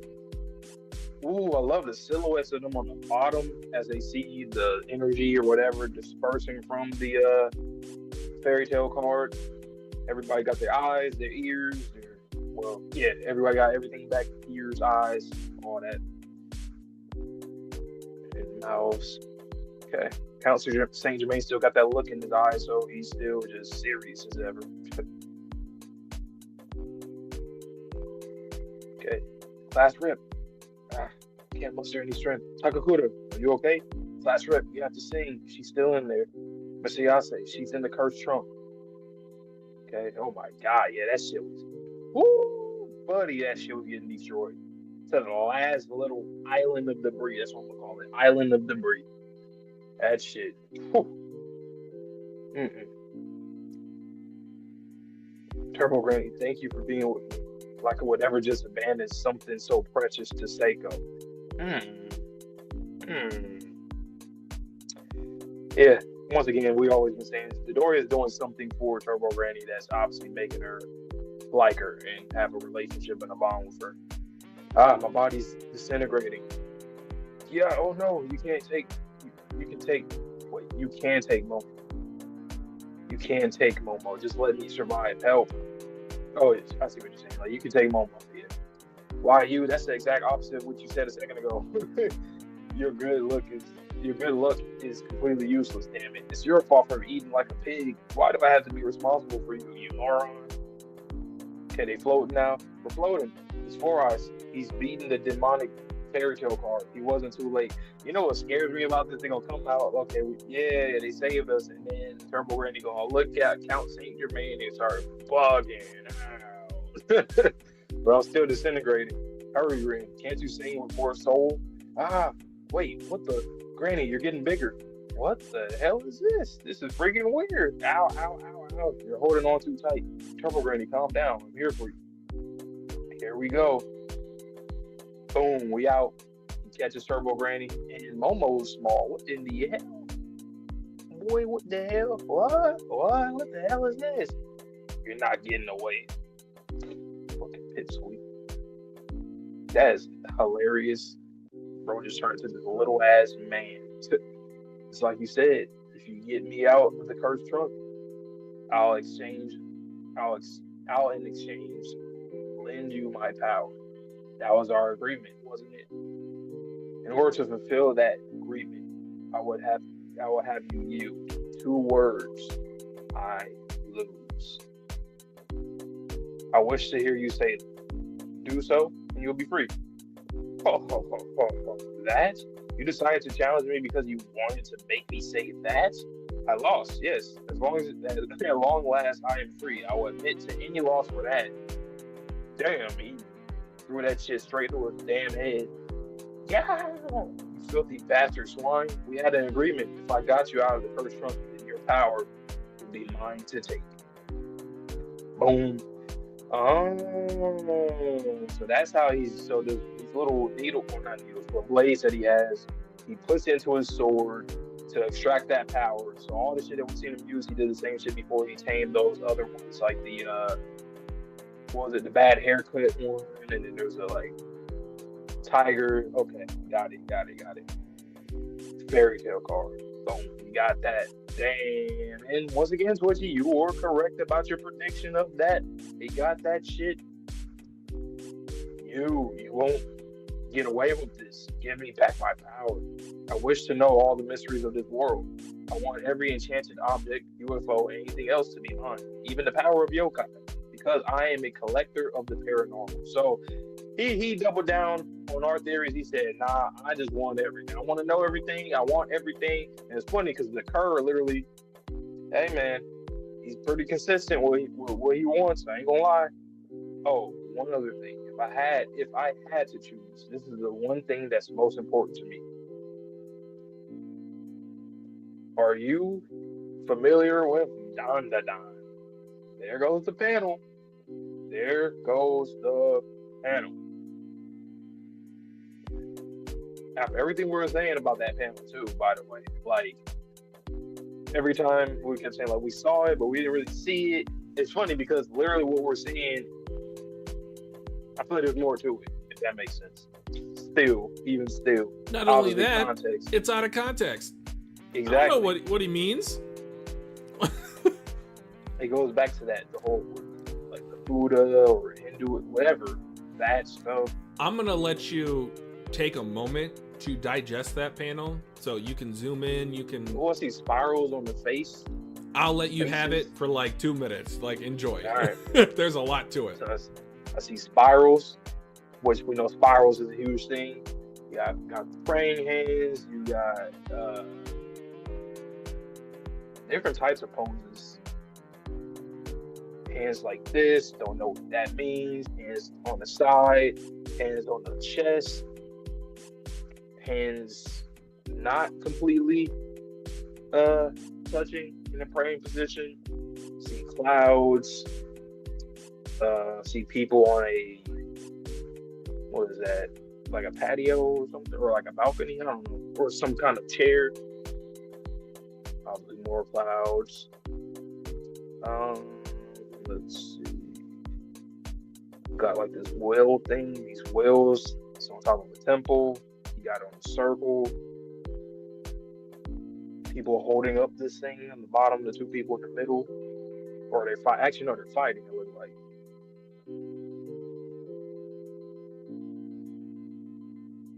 Okay, let me zoom out again. Okay, I see people in the bottom left and bottom right in robes standing there. Yeah, this once again, it just feels like the One Piece panel. I ain't gonna lie, 1138. It just feels like that. But familiar with Dandadan. So, one other thing. If I had to choose, this is the one thing that's most important to me. Are you familiar with Dandadan? Well, yes. You know, we are reading these, this series every week. You know, I am familiar with Dandadan, but no. I don't mean that Dandadan. I mean the Dandadan. What the fuck that mean? That Dandadan. Are you familiar with Dandadan? I think that is, much like Okarun speculated, the visual representation of the barrier around Earth. And he wants that. Like, what the fuck you want it for? What's wrong with you? Well, yeah, I you're am merely a collector. My bad. You gotta have a full 100%. Yeah, it's like people are like, I'm a Pokemon card collector. I'm a baseball card collector. I'm a I got way too many Funko Pops, bro. You know. Keep going. Do what you gotta do. But what you gonna do after that? Because aren't you trying to like resell certain things? I understand you want rare items. Yeah, but you're gonna sell them, right? So what you want to do, Count Saint Germain? You just want to collect everything? Then what?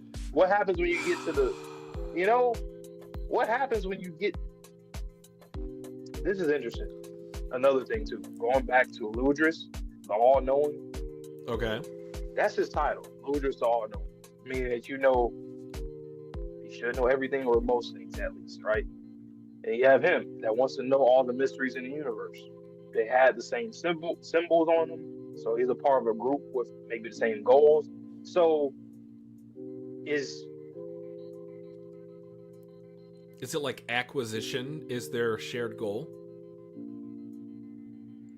Acquisition of knowledge, acquisition of the paranormal. Maybe they have their acquisition own of something else. Isn't that?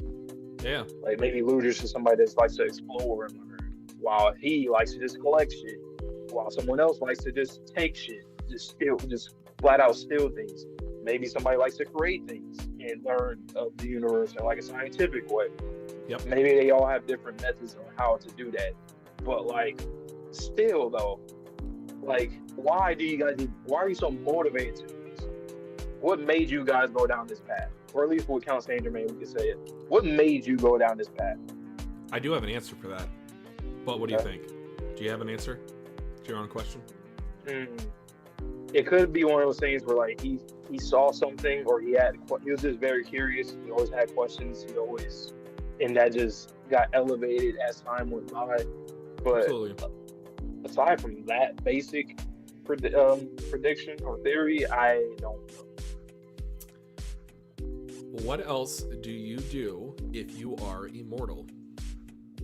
Yeah, if you're immortal, that's what you would do. You try to figure out everything, learn everything, and all things. You have all the time in the world. You won't die, and also to find out something that could potentially kill you. It's like free run. Like, what do you do with all your time? She just collects magic. I'm merely a collector of the paranormal. Ludris is a collector of knowledge. I want to know everything. Okay? Here we go.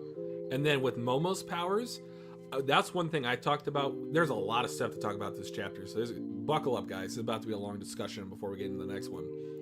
But, so he got... Okay, let me rewind, slow down, pace myself. Go back to page 20.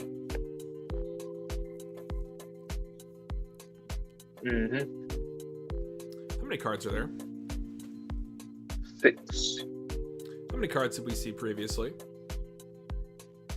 In terms of in the fight, or just what he claims to have? Yeah, previously.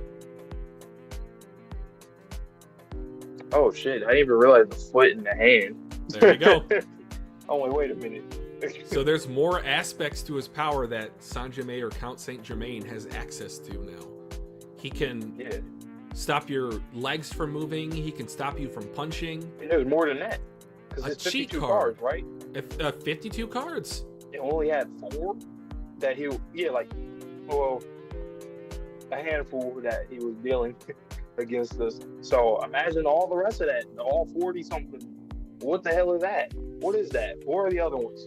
And with Saint-Germain's speed, in order to take out 2 cards simultaneously, it's like impossible. You can't do that. And then he knows how it works too. That, oh my god, he's gonna be tough. God damn. Like he was the one that figured it out. Like, oh, I know how that. It's even numbers. Okay, well, 2 at a time, or the whole shebang. So he knew how to defeat the card demon. Okay, so that's insanity. And then I was thinking about the fact, what if Momo's power to cross dimensions is the one power he cannot take? Exactly, that's what I was thinking about. Yep. So I said maybe a seal was put on her, maybe a human sacrifice shield was put on her, because she was a vessel for this power that absolutely, for the love of God, could not be. If Saint-Germain had Momo's powers, bro, to cross dimension slash, to cross dimensions punch, to cross dimension neutralize. If there's another dimension that you can then freeze someone in time, if you could take away their sight from another dimension, it's like wait a minute. You said astral projecting. It's the perfect crime. You're never there, but you can stop someone from walking across the road. They get hit by a truck. You can stop someone from seeing when they're shaving. They nick their artery. They die. He is the perfect assassin at this point if he gets Momo's powers. So I thought about something else. We don't know. It would just separate. But did he indirectly kind of tell us how we would be able to defeat him? Like, literally, we know how, if we can. Obviously, I'm not saying it's easy, but, like, we know how. In terms of the fairy tale cards, 2 of them, all of them. But I think he's going to use more of the cards at once. So that's going to be even a tougher task, because what happens when he takes your sense of touch? And then what happens if, like, I don't know, like, nerves? Like, we see all the limbs and all this stuff. There was a cool thing that happened in last chapter. I didn't touch on it, and I didn't hear you touch on it either. Was the loss of equilibrium from using the ear card. So someone got wobbly when he used the ear card. It wasn't that they couldn't hear. A loss of equilibrium. If you can't run, how are you going to run away from an insane attack? In this series too, well, they always run away. Can't run away. They always run away. Can't run away now. All right, now let's talk about Momo. She's still small. Forever? I don't even know what the hell that. What? Well, I was spoiled on that a long time ago. So when I saw the start of this arc, I was like, they're getting smaller. I was like, oh, okay. And now she's coming out, but she's still in the figurine stature form. Oh, another thing, Turbo Green, like, yeah, I'm going to protect Seiko's grandchild. That was such a weird line. Why did you say it like that? It's something that we knew, though, like, in terms of, well, not new, but that we theorized that, like, Midoriya is doing something that's in her on her good side and actually have a genuine bond. Yeah, that is so diabolical. Wow. Imagine. It makes sense, though. I ain't gonna lie, I'll be. That's a type of hiatus type of. That works. It works. It gets you theorizing about a lot of stuff with these symbols and stuff on that last. Oh my god. Page. But like, what other cards does he have? Am I tripping? Didn't he say it was 52 cards, or were we just thinking about like a deck of cards? I think it's like a deck of cards is what we're projecting the idea to be. He just has more than the card Demon showed off initially. He's just unlocked the full potential of the card yokai. Okay. Because there could be more. Absolutely. Yeah, there could. Actually, don't need to be more because he already has memory manipulation and shit. You don't, and you have this. No, yeah. You're a swordsman. He's literally a compound of so many different fighter styles and just everything. What the Which hell? is a cool little ode to the fact that he calls himself a collector. He literally collects all the powers. So he has the full Infinity Gauntlet. So what happens when the collector gets collected? Who collects the collector? Just a collector. He said, because I am a collector of the paranormal. So it don't matter if it's yokai, it don't matter if it's aliens. I'm a collector. UFOs? You guys are talking about ghosts and aliens, if they're real or not, and whatever. I think that does explain why he agreed to lead the Cur, because they were just a method to allow him to collect. It was just another, forgive the pun, ace up his sleeve that he could use to gain more paranormal. He said, "Oh yeah, y'all down for that? Hell yeah, we got it. All right, let's get to work, man." But yeah, Gavin, it's just like Marvel, the collector. Yep. Damn. Gavin also asked me, like, did I recognize how many vials he already had in his breast pocket? He has a ton of powers. Yeah. Yep. And then, bro, Okadon, please don't lose your gold ball. Since we know what he is, he's a collector. Don't let him. Don't run away. He can't run. He got no strength. God damn it. Like, come on, because. At this point, everybody was after that shit. Literally, your folk were after.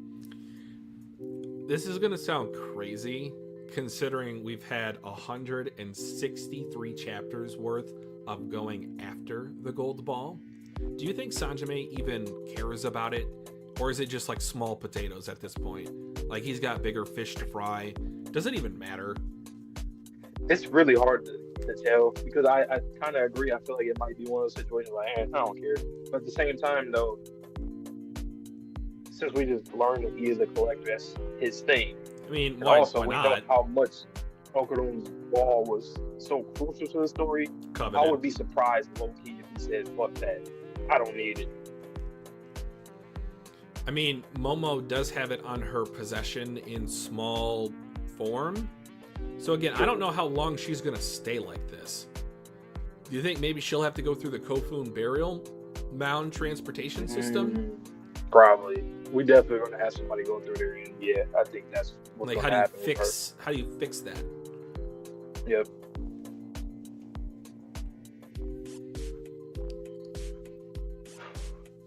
Yeah. This chapter was insane.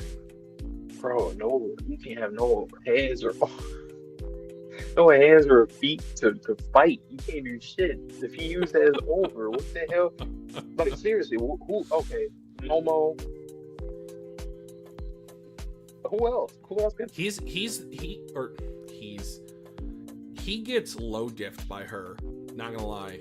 If she can cross dimension, like your hand card is not gonna work on the spirit hands that cross dimensions. Yeah, no. So he has to find a way. And she closed her eyes when she touched Okarun before with her spirit hands, so she doesn't even need to see the person. So we gotta use some nanotech. When you lose your hands and feet. Yeah, we gotta do the nanotech for real. I don't. This who else can fight? Nobody else can fight. Okarun can't fight if he can't run. Ira can't fight if she, same thing. Evil Eye, same. He can. Nah, I don't think he can. What, just MC headbutt? I mean, yeah, sure, whatever. But like nobody else can do shit. Rin, technically, maybe somebody can hold the microphone for sure. No, because then he's gonna use the mouth card. True. Yeah, that's true. Never mind. Shit, I don't know who else. He hard counters everyone but Momo.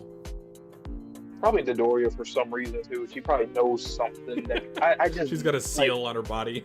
that's a bingo card right there. That's a space knight guy right there. She can counter him for some reason. I'm certain of that at this point. Do you think she knows Count Saint Germain? Because Hell Rokaru yeah. did. Okay. Do you think she's a part of the Illuminati? Are you going to take it that far? Maybe. Mm. And if not, she just knows. I think she knows so much more than what she gives off. Absolutely. Maybe more than she should even know. I don't know. But I think she probably is like a part of something like that. But what would be her thing? Like, maybe she's Earth protectors. So one thing that I talked about with that final I'm saying like a part of the panel- Illuminati. Oh, Like if she had a role, like say the all-knowing Lugers wants to know everything. You have him who wants to collect everything, learn mysteries, and within that realm of a group of wanting to, like, what do you think hers would be? wanting to exercise all yokai, wanting to I don't know, she's worked with the gods of the land, so it makes me think it might not necessarily be like acquisition of something. It might be the preservation of the status quo, if that makes sense. Okay, I see. Yeah, I can see that. Because I know this is another conversation. It's somewhat tangential, but somewhat related. We talked about how she looks so young. She could be immortal herself. And she could have made a deal with the Illuminati to be immortal if she agrees to be the protector of Momo. Do you think this panel, the Dandadan, do you think it's related to Momo in any way? Or do you think that that's a separate thing? That's the beauty of the series. So many things could be completely separate, but together. In terms of people like Count Saint Germain, everything is together according to him because he wants to collect anything paranormal. But that panel, though, he said like I'm assuming that's one thing he has not collected. And then you said earlier, Momo is the power that he probably either can't get or Hard counter. Yeah. So is she connected to it? Honestly, I feel like she has to be. Has to be is a word. A phrase. What if she is the Dandadan? What if she's the Dandadan? I was thinking to myself, I was like, is that too cliche? MC is the main goal of the antagonist. I'd be okay with it. Like her power transcends the universe. Okay, so with all these figures here at the end of the chapter, religious, a lot of just straight up religious based stuff. Dodoria, spirit medium, gods of the land, and kind of what we've been saying before, like she did something so that Momo can have his power. What is like a culmination of that? These deities and entities, it's like her power is like a combination of the gods of the lands, The like strength of humanity? Or are you talking about or like the a gods of contract the or land?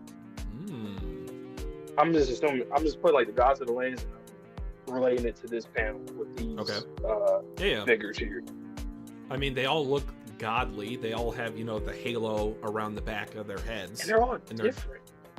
They are different, yes. Like the centers, like the three circles you see in the center of the page, they're different. Different spirals, different patterns.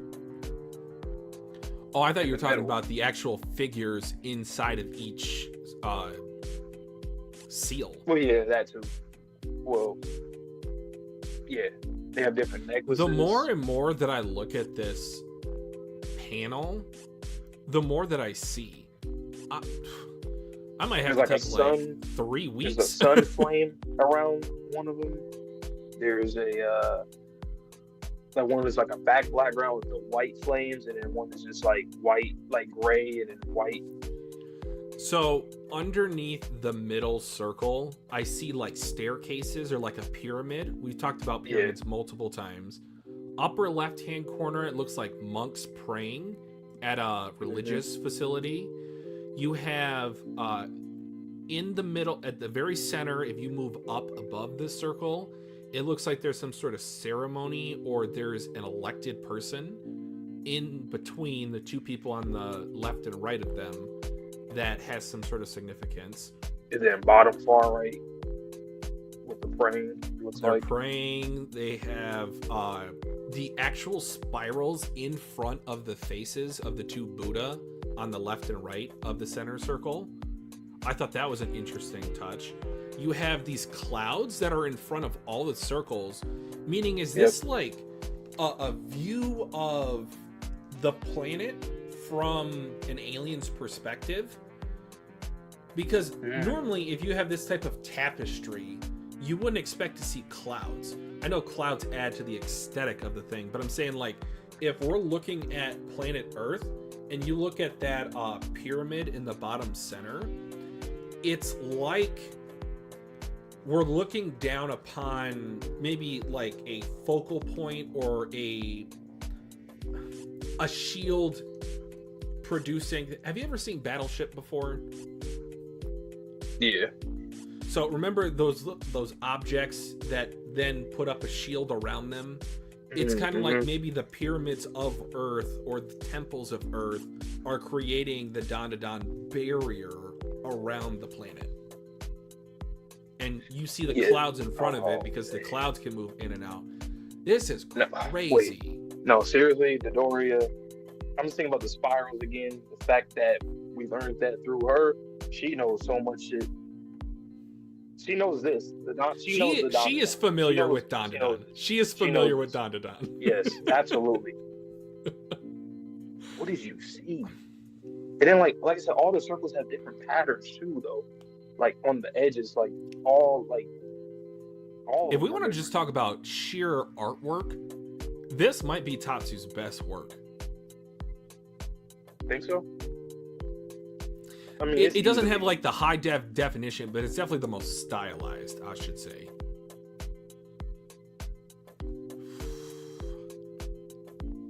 I wonder how he drew this. Well, I low-key feel like this is not even what I saw. Like, it is, but it's not. I don't know. What? I feel like, no, this is definitely what I saw. Maybe it was like unofficial or something. It was like more. It was like darker. I don't know. I think it is this, but something about it. Maybe I just blur my eyes too often. So that just goes to show I genuinely don't know what the fuck I saw it in. Because I feel like it was something darker. Like, you know, maybe there's more. Because this looks like just a section of it. There's more. Correct. Everywhere. Possibly. So, and I want to remind you, Sherm's comment on our post was 162 or 163, but 165 definitely. So this isn't even like, if this is not the chapter of the volume, what is 165? You want to continue? Sure. This is a great discussion. Guys, welcome to the channel if you're watching. We got 6 or 7 viewers in here at the moment, so thank you. Thank you. Monte's going to get into the next chapter, and then I'm going to get into chapter 165 first, and then he's going to get 165 by himself. Can't say again. Yes, thank you. We'll wait. Yeah, my bad. I know we had you guys waiting, but y'all know we had to talk about that chapter for sure. All right, we're going back to the normal life now. Like, what's going on? Did I miss it? No, I didn't miss nothing. This is 164.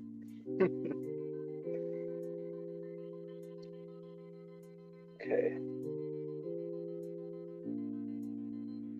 Wait a minute. Hold on.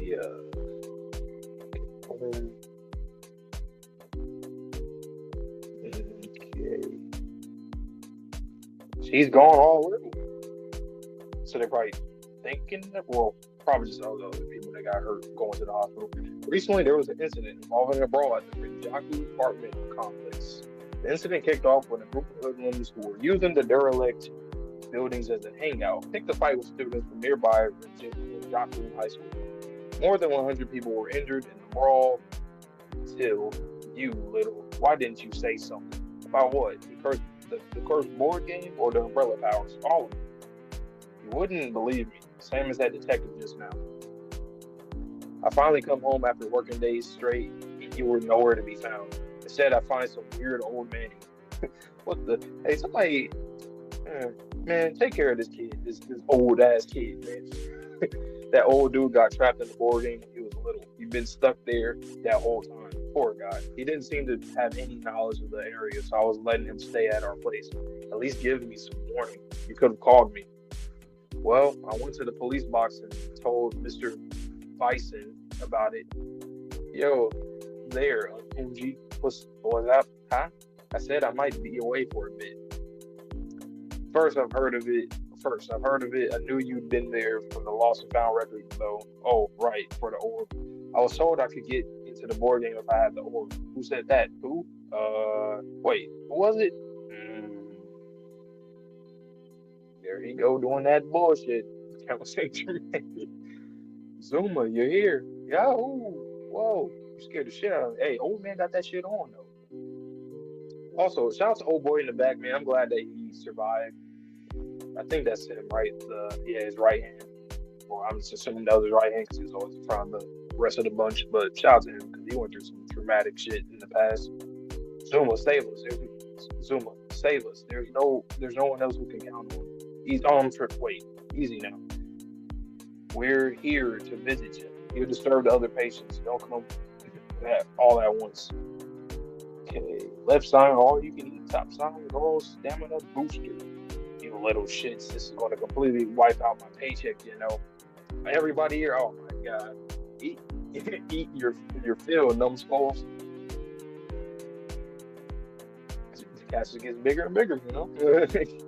Obviously, we're not going to learn everybody, all these delinquents, obviously not, but they're going to be there for us when we need them. We need some manpower, you know. We'll go to war. A Seiko, you know what I'm saying? Looking, you know what I'm saying? What's up? You know what, too? Now that I think about it with Count Saint Germain, the fact that he has like a whole disguise as Saint Germain, I'm thinking about Midoriya. She might be doing the same thing. Like she might have this is like her Saint Germain look, but then when she's off doing other stuff, usually, I mean, I know with Okudun, we seen what her and Turbo Granny are doing. She looked the same, but she might have like a whole different type of look to her. I'm expecting that a panel just like that with Count Saint Germain. Wait a sec.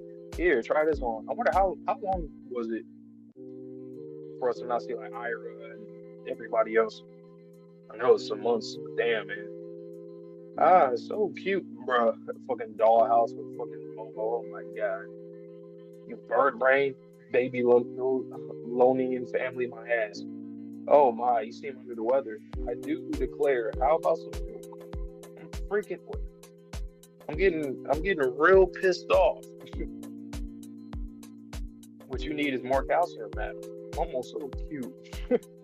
Hey, eat that meat. Y'all eat it. I'm getting my money's worth. Said eat, goddamn. Wait, why didn't you ask for my help? She's gone little? Young miss, why don't you get into some of the plastic models I built? I had to say Mr. Yase ASAP. I just couldn't stay calm. I'm so sorry. Momo, yeah, next time, promise me you'll ask me to join you. Not just Okudun. Oh. Hey, don't start this shit again. That should be a volume cover. On page 14, that panel of Okudun is leaving. And he confessed. Once we get out of here, you can confess your feelings to me again, but properly. That's right. Anything paranormal related, you ought to come to us. Young miss, anytime you need the great Kenta, come to me. Momo, please. Momo, you're precious to me. Yo, Gigi, stop. I know you're just being genuine, but stop it right now, man. All right. I read you loud and clear. This time was an accident. I promise I'll come to you. We don't need even more troublemakers. Alright, stop. Had it just been me and Ren, we would have been plenty. Who are you anyway? Could you stop acting like you're one of us? That should really be my line. Oh my gosh, he should be beefing with everybody. Damn, my. I rock with it. It's funny. You know, you're not cute in any way whatsoever. Skank. I think you're referring to yourself, Skank. Ren's 100 times cuter, Skank. Please don't drag me into it. Momo, are you in pain or anything? Nope. My injuries heal right away too. I feel like $1 million. I wonder if her like voice is squeaky or something, or is it like still normal, or like the volume is decreasing. I wonder. Miss Seiko, Momo will stay this way, will she? How do we turn her back to normal? Don't know. As a rule, you shouldn't eat things from other worlds. Ken, thank you. Huh? You got Momo out of there. We were lucky to even get her out of that cursed trunk. I'm grateful to you. I really didn't do anything. And you too, Turbo Granny. Thank you for being by Momo's side. Miss Seiko, does this mean Miss Ayase could be stuck like this? Obviously, we can't just leave her like this. We will find a way to turn her back, I swear. Whatever it takes. Alright? I wonder what we're going to do to save her. Once again, we're getting into territories of shit that we don't know. We don't know what's going to happen. A few one-off liners in this chapter could have huge implications. The one that I immediately raised my eyebrows at, off camera obviously, was Seiko saying you shouldn't eat things from other worlds. It's like a rule. You could have told us that. I mean, it was hard for her to tell her, I guess. Yeah, but then you juxtapose that at the end of every arc, we have a big old feast. So it's like you're saying one thing, and it's just like... They don't eat our food. Don't eat their food. You just eat a whole bunch of our food. Get to those nutrients. I do declare... Also, Count Saint Germain with that bullshit. Wait, who was it again? That guy? I don't know. Silhouette don't know me. I don't know. God damn. Inu-sama. And we didn't get no follow up from like Turbo Granny and Count Saint Germain, like how she reacted when she got out. Like, you know. Do you think she even realized he was there? I thought she had to. Like, how did you get that? Like when you first saw him, when he first got introduced to the manga, but then now it's like. Well, that was because she had a view of him through the Serpoian. Yeah, but like he's right there in front of you physically. I don't know how much aura detection she has in her Turbo Nico form. It could go either way. I mean, I don't know. I just feel like he's right there. Like he also kind of dipped out. Like he didn't say a word. He just went off screen to kill and obtain the power of the card yokai. So like he immediately went off and did his own thing. And then erasing the memories is like, oh, who are you? Right. And they kind of did show, like, when they were floating up, like, all they thought was, like, oh, Rin is doing her singing. She's getting us out of here. They defeated Fairy Tail. Whatever way they did it. So, that's true. It had already been done what we said at that point. A few chapters ago. We said, they ain't even going to know. Sandra made this guy. They don't know. They don't know this guy. You would never know this guy. Because he can erase memories. He's always disguised. Like, you just will never know. Unless you're maybe Momo at this point. That's like it. Well, that or Turbo Granny. So, conveniently, they were both in the trunk when he was out on the field. And then when they came out, he was already gone. Really shrunk. Zuma's so adorable. Like You'll disturb the other patients. Don't all come in at once. He's such a hilarious. The problems that we go through in the series. Okudun losing his testicle and how she's just shrunk. Momo's always a doll-sized. Stupid shit. Yeah, just little random stupid shit. But there's actually like huge implications. And I like that. I like that mangaka nowadays, they don't try too hard to make everything epic. Like they can make simple things epic. That's kind of like the point of it, you know? Like Chainsaw Man. Oh, it's a Chainsaw Man. He's just a chainsaw, but no telling what the hell his powers are gonna like. How it's going to keep on improving. He might end up being some kind of like eraser of reality, or you know, like that's how these series work. At this point, you start off very simply, and then it just escalates to something crazy, which is pretty fun. It's cool to think about, but I also have to admit. Even though I don't want to get into the shipping wars of this fandom, it's starting to get, from what I hear, pretty toxic on social media. Yeah, they had to make a community post in the Twitter community, so I was like, whatever. Anyway, I want to say that I do really like the fact that Gigi is being so, like, upfront with Momo. It's a continuation of Space Globalist arc. He's like, I confessed my feelings when she couldn't hear me, And now she had this expedition without me, with someone else that I would consider a rival. And then after the confession that happened between Okarun and Momo, it's just like, this is peak juiciness as it relates to love triangles. I love it. You know what that makes me? It goes way back again. We have this discussion about every manga. Some of these kids are going to die. I think I got like feel death flags from Gigi. Coexist.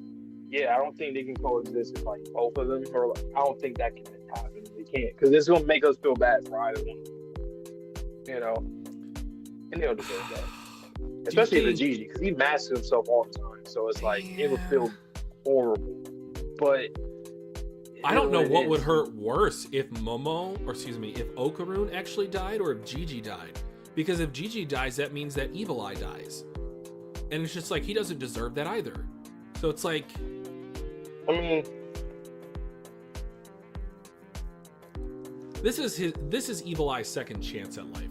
He doesn't get on panel too often, but there's enough of this being a second chance for him that if Gigi dies, I'm assuming that Evil Eye will also die. It probably will, unless he can get out of his body when he dies. I'm not quite sure how that works.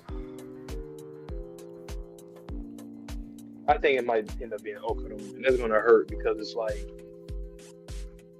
for one, do you think it'll be before Momo returns the confession? Please don't. It will hurt either way too, because like even if she does, and they try to make something happen, and then more worldly bullshit happens, and then they can't even do. Could she not bring him back from the dead by using her powers? Like, he astral projected out of his body, so his body dies, his soul goes to the beyond. She grabs him and brings him back. Maybe. Because that was established that those are two different things going on. So, Sure. like, I think it would have to be on her to level up to a spiritual side of to be able to do that. Imagine like aura coming from aura, like say it's like a spiritual aura coming from the aura of her aura. I think that's kind of where she's going to for herself. Take a look at page 18. I just now realized this. Spirals. His shirt. Hold on. My phone. Is it page 8? 18. 18.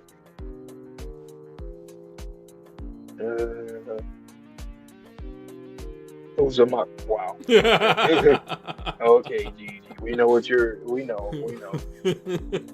I mean, at this point, you are the one that's been doing a lot of chi training and stuff, so you got that. The power of the spirals, the power of the Kamehameha. And now, like, where do we go from here? Remember, I've been saying this is about monsters, paranormal, so this is different. This is different. Like, seriously, where do we go from here, man?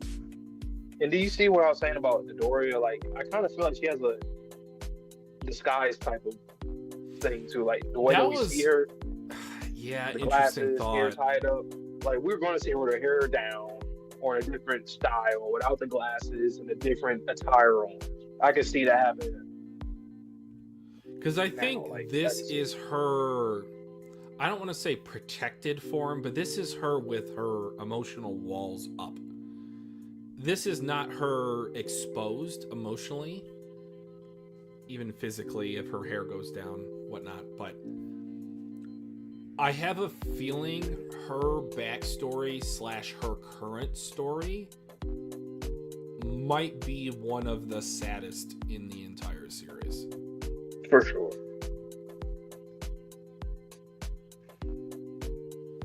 I think it's definitely backed by romance, which is supposed to mirror her granddaughter and her romance.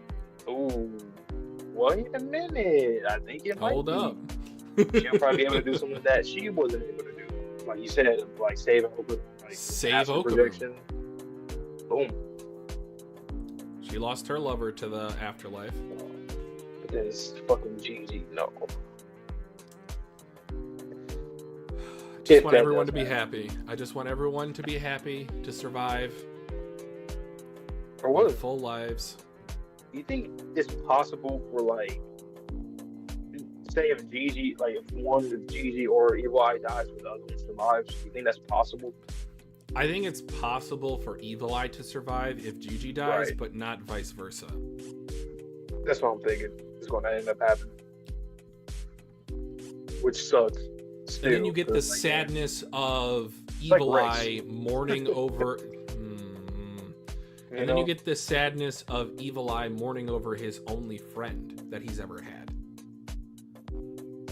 Yada yada. Because he really is the glue of everything. Like, yes. Dodoria has a lot of respect for him. He has a lot of respect for her. Momo, Okarun, he's friends with him. He's friends with everybody. He gets along with everybody.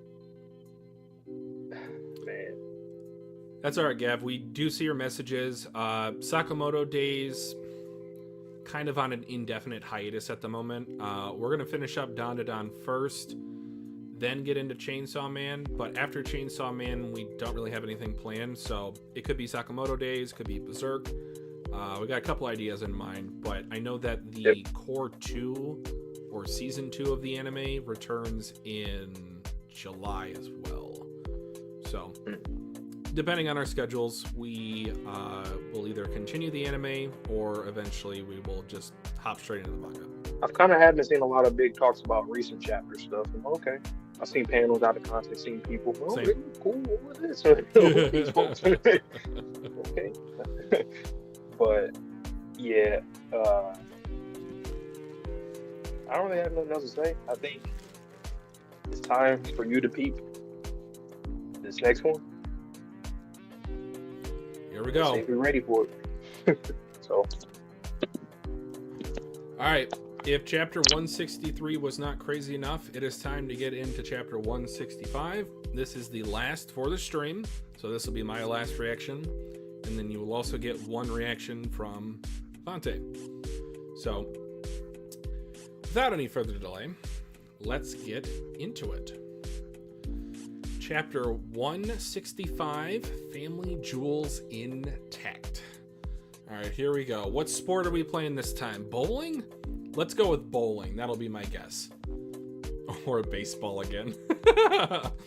You know, I owe you one. Why can't you just give it back to me like a normal person? Oh, geez, this is making me nervous. Come on, let's focus. Give it back to me. She's on the... Fomola with her adorable AF batter's helmet on with the two little holes in the top for her antennae. Batter up, dummy. And Kenta on the... Rin's like, I'm just here. The pitcher's shaking in her boots. Yup. Swing, bada bada. Hey, Sakata, get a shot of this. With pleasure. Play ball. Fine, do it. If you think a punk ass like you can hit my big league pitch number 6, well, not gonna happen. I swung my bat tens of thousands of times since back then. This is crazy. All in a grueling effort to conquer your big league pitches. Crazy! Pew! Bakana. This wasn't my big league pitch number 6. This was my super ET curveball. Nani? You swung thinking this was one of my big league pitches, but that bat will never touch it. You'll never beat me. Granny! Crap. Oh, she made contact with it. This could go one of a couple ways. Tetsukaze is the name of the Gundam or helmet on Kinta's shirt. What's Vamola rockin'?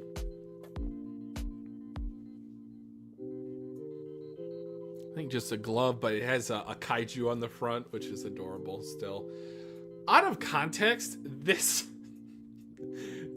double spread has got to elicit so many questions. Oh my god.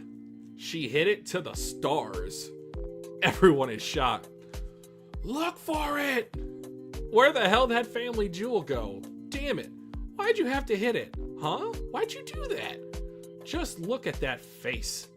Woo! Nice swing. Thank you so much. I have both of my family jewels back now. Whoa, congratulations, Okarun. We did it. You all helped me in so many ways. You really saved me. The reason I beat you is because you tried to curve me. Son of a...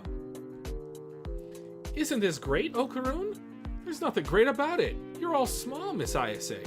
I'm so sorry. And here I promise I'd help you. It'll be alright. I'm sure we'll find a way to turn me back to normal. You're way more adorable this way anyway. Shut it.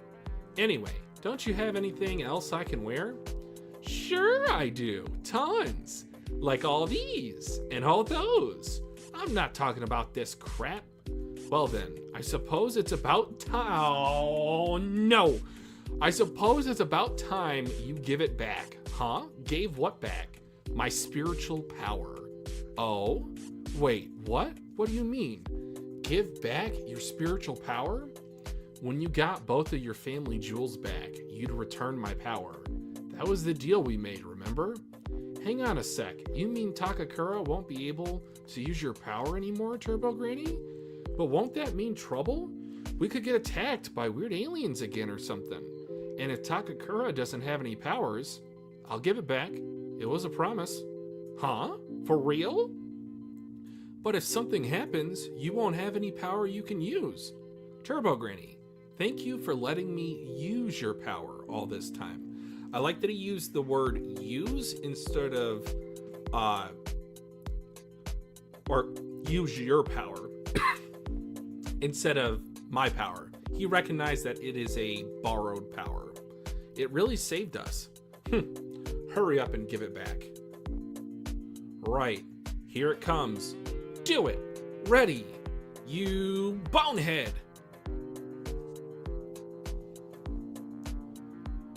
All right, she's got it back. Whoa, what the heck is that? Granny! Holy, that spiritual power is wild. Is this what Turbo Granny is really like? The bloodlust is so intense. And Joji, let out the evil eye. It might attack us. Takakura, Okarun, he's just chilling. All right, goes back into her Turbo Neko form. You gave me back my power. Now I got no reason to stick around. All the memories.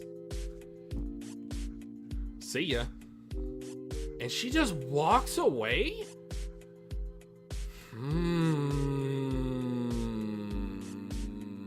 That is a perfect ending point of the volume.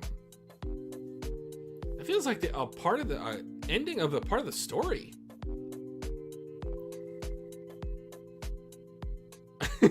Yeah, there's gonna be a lot of tears. I don't know if that means next chapter or in this next section of the story, but man, it's a monumental chapter in a way. It feels like one saga of the story has ended, and I do know that's because this is where the arc ends or the saga ends before we get into new stuff, but I don't even have an inclination of where we go from here.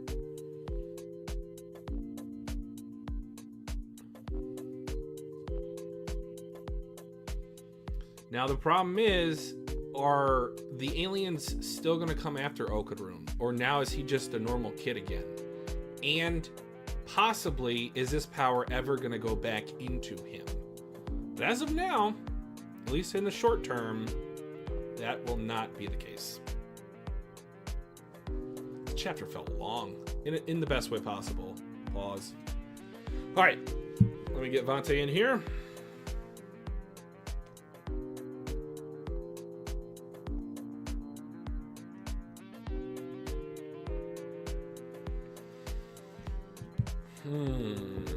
Okay, so chapter 165. let me go back to the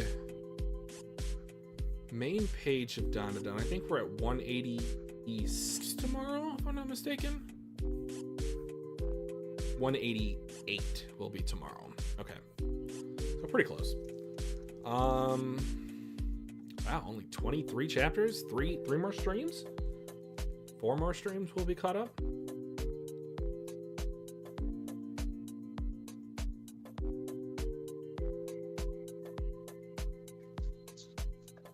Okay. It's one of them ones.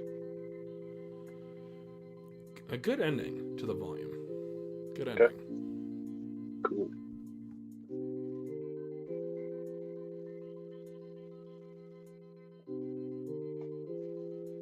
Okay. Last one. What's the end on?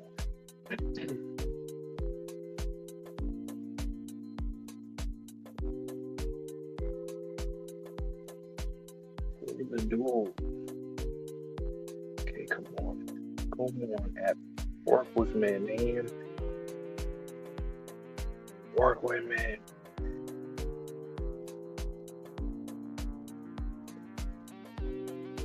This is good. Okay. Chapter 165. Family jewels intact. Yes, sir. This time we playing baseball again. You know? Oh, yeah. Why? Ah, jeez, this is making me nervous. If you just come on, let's focus. Give it back to me. Batter up like a normal person. Dummy. The pitcher's shaking her boots. Swing, batter. Hey, Sakata, get a shot of this with pleasure. Play ball. Fine, do it. If you think a punk ass like you can hit my big league pitch number 6, well, not gonna happen. I've swung my bat tens of thousands of times since back then. This is crazy. All in a feeling effort. Crazy to conquer your. Oh, let me stop real quick. I've always thought it was like, why do they keep doing this whole baseball thing? I wonder, does that have to do like with trying to, I don't know, like not psych out, like something with him mentally to get him to just like embrace it? Like, is it like a mental thing? Like he wants her, obviously, he wants it back, obviously. It's not in this method. And he wishes that Seiko could just hit this shit and not miss. I don't know. It could just simply be a gag, but I just find it interesting that it's like this. But anyway, to conquer your big league pitches. You fool, this wasn't my big league pitch number 6. This is my super ET curveball. What? You swung, so it really is just a gag, to be honest. You swung thinking this was one of the big league pitches, but that bat will never touch you. You'll never beat me. Granny! Boom.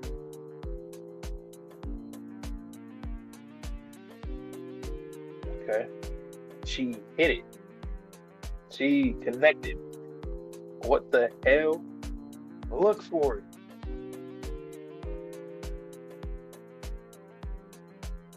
Where the hell that family jewel go? Damn it. Why'd you have to hit it? Just look at that face, huh? Why'd you do that? Nice swing. Ooh. Thank you so much. I have both of my family jewels. Okay, so they actually did find me. Okay. For a second I was about to say, did you purposely just like hit it so that they had to like find it on their own or some shit again for some reason? I'm about to say, why? Ooh, congratulations, Okurum. We did it. You all helped me in so many ways. You saved me. The reason I beat you is because you tried to curve. He was looking at little Momo.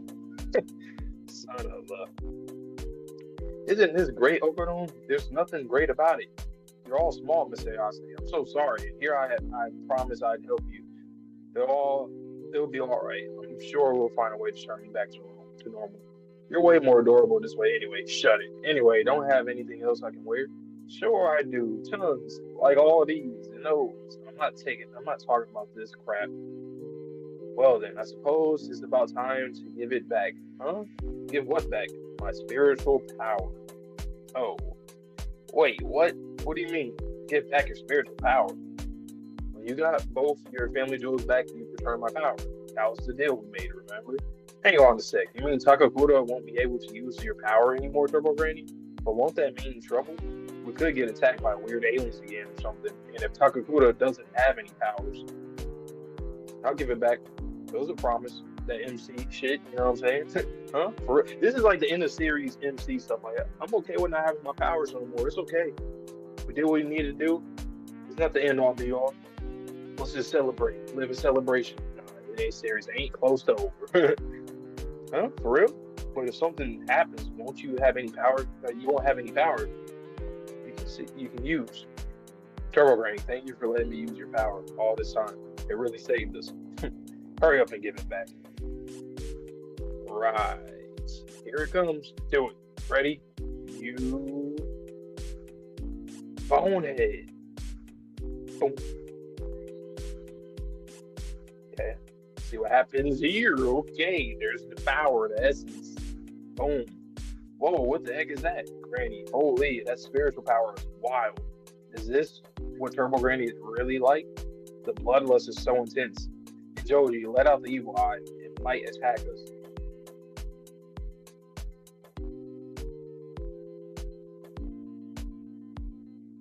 Okay. She cool? She cool? She alright?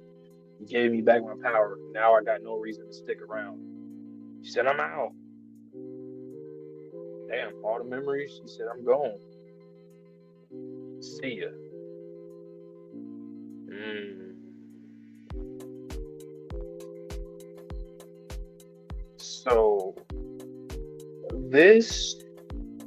So remember recently I told you I got spoiled on a panel. Okay. It's not that one, but it was about Turbo Granny like leaving. Like I'm out.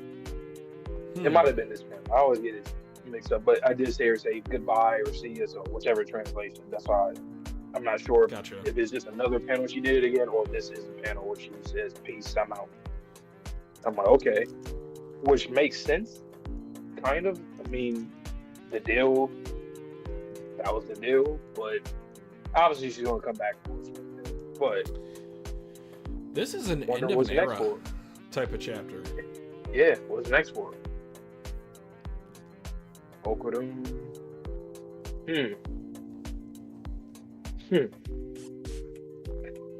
What does this mean for Okudun? Is he gonna? Oh, I know what he's gonna do. He's gonna focus on his chi, like Gigi. He's gonna focus on the chi, spiral stuff. And remember, like, just him being a strategist.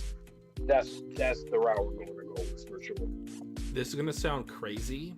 Do you think he can possibly do the electricity traveling in his normal form? Oh shit! Because technically speaking. He was in a physical form before going into the electrical lines. True. He wasn't, in like an astral projection type of form in his most recent traveling.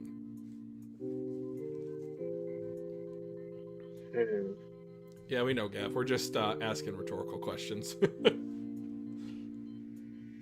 Unless he meant like the panel talking about maybe it's the next chapter or something like that. Oh, okay. Yeah.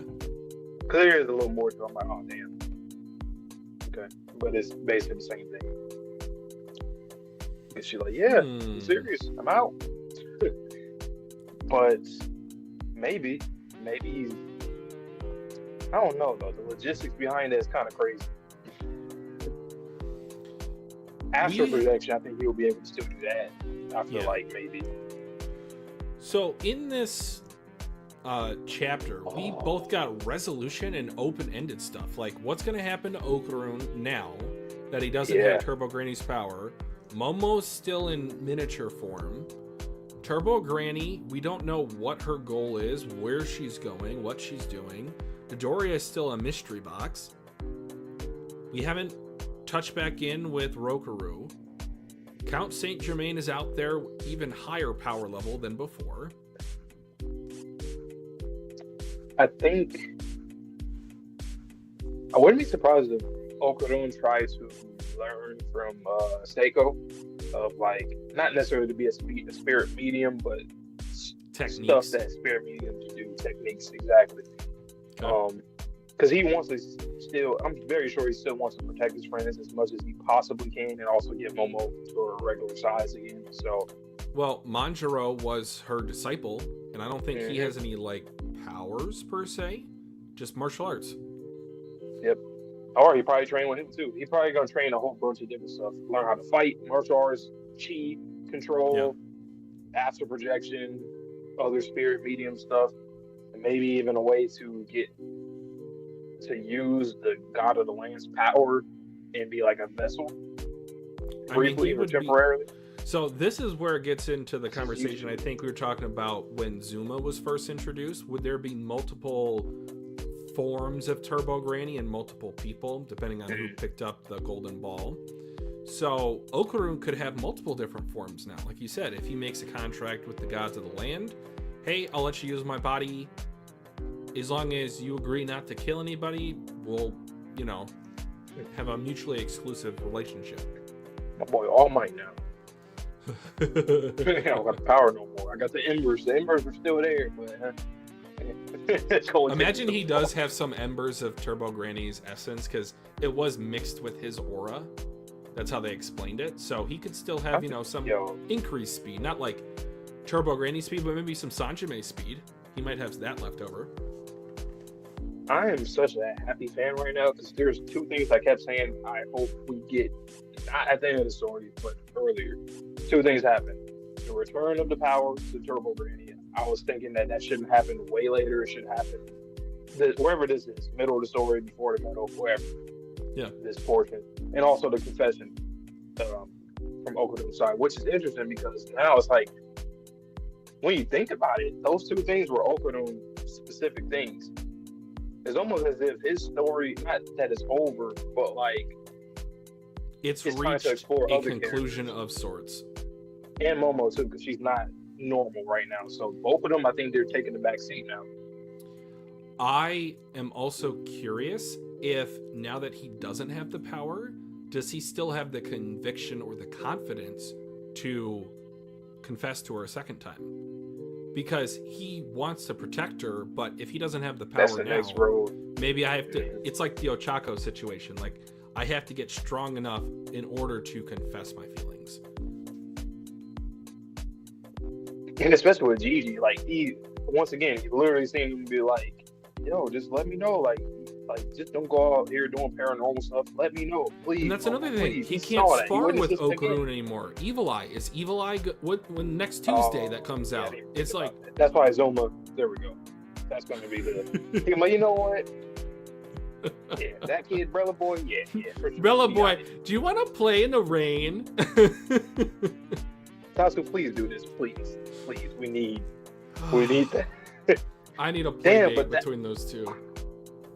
That would change everything for Oakland. He will feel completely like an outcast now because Zuma / Brella Boy. Everyone else in the group has a spiritual power or Kinta with nanotech. Everyone else has ability to fight. He's by himself now. And I like this because it's returning back to what Okarun was before this whole story started. Yeah. And now he's got the personality and he's got the friend group. He might feel some type of way in terms of the social outcast when everyone's like, "Hey, Okarun, hey, we're buds, we're best friends, we're love interests." And this usually happens at the end of the story too. Like Ichigo and Bleach, like Fullbring, like that was basically towards the end of that section. So it's like, well, it's kind of the same thing technically in terms of the whole story of Bleach. This is kind of that Ichigo point. So when he does get the powers back, when Turbo Granny does give it back, oh my God, that's going to be a crazy. And you never know. What if she's also planning on giving it back, but she's trying to get stronger because she knows she can, like to quicker give than him he more can. power back. Yes. Like maybe that is in the back of her mind. Like if she does do it, like she's probably like, yeah, I'll keep doing what I'm doing now. But if she does, and also the fact that she has her power back as a little ass cat is gonna be hilarious. I wonder how that's gonna look. Is it gonna like a mixture of like the cat aesthetic with speed? I hope that she, for the most part, retains the current Turbo Neko Ford. I think it's adorable. but also just maybe with like the eyes that are shooting out like spiritual energy, or like when she saw Sanjime. I would prefer it if it was just like normally she's a cute cat, and then when she needs to get to it or something hits the fan, then she'll go. You think this should be the end of the season? Crazy. I do. And anime like this. It's a great endpoint. I mean, granted, we haven't read volume 20 yet, so if we go to 4, whatever, yeah, it depends. Because there is another. Now that I think about it, there is another continuation to this, so I'm assuming we're going to see it like probably the next chapter or the next after. Nothing really. I think we'll probably get some Sanjime stuff. Would be my guess. Like what happened to him after this whole endeavor. Yeah, I don't nothing with him. Damn. Great. I feel like the end of an era. Great arc. Great saga. You stop the story here, you good. For the most part. Technically, yes. But obviously, but I mean, it's again, we keep making Undead Unluck references. This is the end of Ragnarok. So, yeah.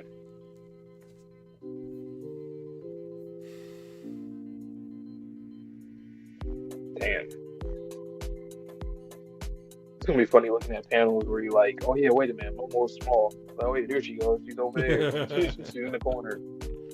But they do the little speech bubbles just to, help us know that she's there talking. And I also love how resolute Okarun was to give back the power. So bottom of page 19, bottom of page 20. Like, he knows this was a borrowed power, and he did what he needed to do. There is so much more. Like, with Turbo Granny and Midoriya, what, like, do you guys have a deal or something? Like, there's way more to it. Like, she bonded with her because of something that we don't know about.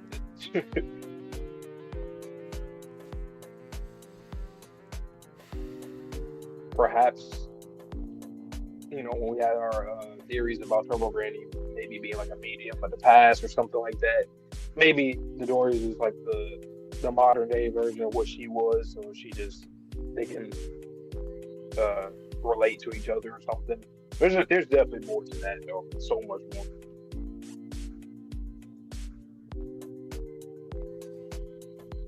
So you know how when Momo connects to the aura of people, she gets the memories and or the feelings that those people had? I wonder if Turbo Granny is going to be different now that her power that was bonded to Okarun's aura has been returned to her. Is she going to be less of a dickhead now? Or is she going to be more empathetic? Will she eventually give back his power because she got to look into his aura and knows who he is as a person? Obviously, she's had these interactions with him. He was like, yeah, I'll give you back your power, no problem. And I'm sure she appreciates that, but it's more so that emotional connection that was made when her power melded with the aura of Okarun.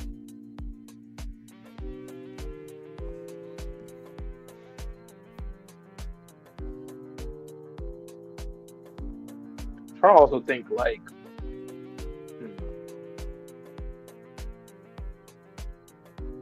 what's the difference? I mean, we know the difference, like, her cat form, I guess she still has the good luck part of it. Like, it's still, I'm guessing that's still a part of it. She's going to have two powers now.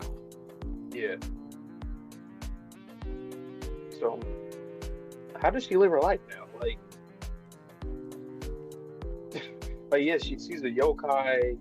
Usually when we see yokai, it's always like just destroy everything or that kind. But I doubt she's on that timing right now.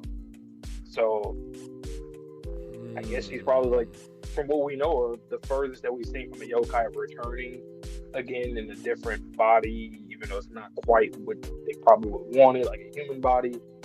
I don't know. Go look for Reiko. Go try to help out these other yokai or something. I don't know. Man. Turbo Granny's be like, he's not a good man. Kill him. Reiko's like, oh, damn, we have to kill him.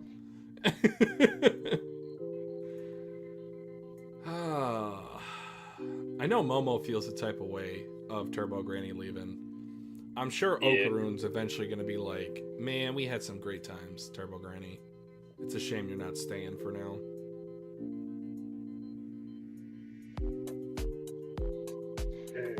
This is also just random development. She's really just shrunk because of the food that she ate. Like, now this is a whole big thing that we have to fix. It's like, that would never be on a bingo card. Not even. It would take a billion different universes for me to come to that conclusion. Maybe she's gonna shrink after eating this. What do you think? You think she's gonna shrink? Like, what kind of theory is that? That's not something you could just theorize. My friend told me about this Reddit thread to where you choose the superpower, but someone else chooses the limitation. Say, for example, you can fly, but only when you're naked, or you can jump higher by 0.5%, but you need to consume a full bottle of ketchup before, and it stacks. This series is the type of randomness to be like, okay, let's have a rule, and then you spin the bingo wheel, and whatever comes out, it's like, oh, you're small because you ate food in another dimension. Once again, man, Tatsu to have Momo and Okura be like the MCs, like, put it like this. In Undead, it's primarily Fuko. Like, it is Andy, Sure. but it's primarily Fuko. In this series, sometimes you just forget. You forget who it is, because there isn't just one technique.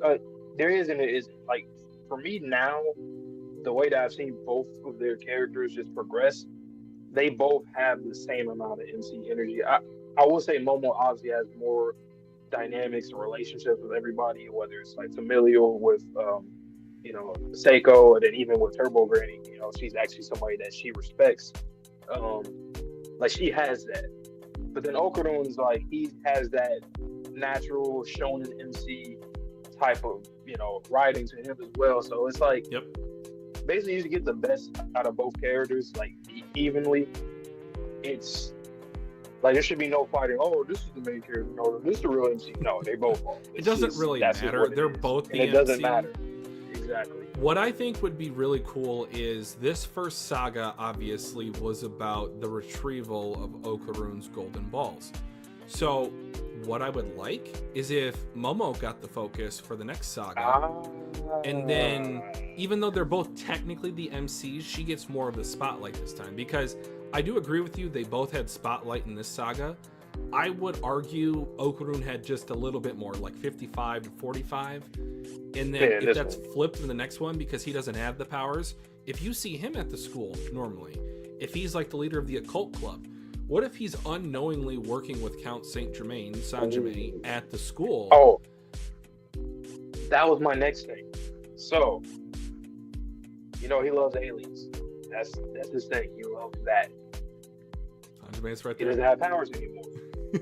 He's gonna feel insecure, like, damn, I'm not like Gigi, I'm not like Zuma, I'm not like Ira, Kenta, everybody, Momola, everybody has something, and I can't do nothing no more. So, with Sanjime, right? Oh, and then he literally called him by his name, Sir Takakuta. So there's something that's probably going to be built there between those two characters, and I feel like I'm gonna love that dynamic. I'm gonna love that dynamic. Going with him off planet. Ooh, could you see him becoming like his apprentice, Sanjime's? Yes. And with the memory manipulation, that can be a whole, like, and then when Turbo Granny seeing that, she can be like, wow, maybe I shouldn't have gotten the powers back. Or, maybe that's the reason why she gives it back, because he's working with Count Saint Germain and she hates him so much. And she's be like, Okarune's too pure-hearted, he's too good of a person to knowingly work with the type of monster that is Count Saint Germain. That's gonna be such a great dynamic.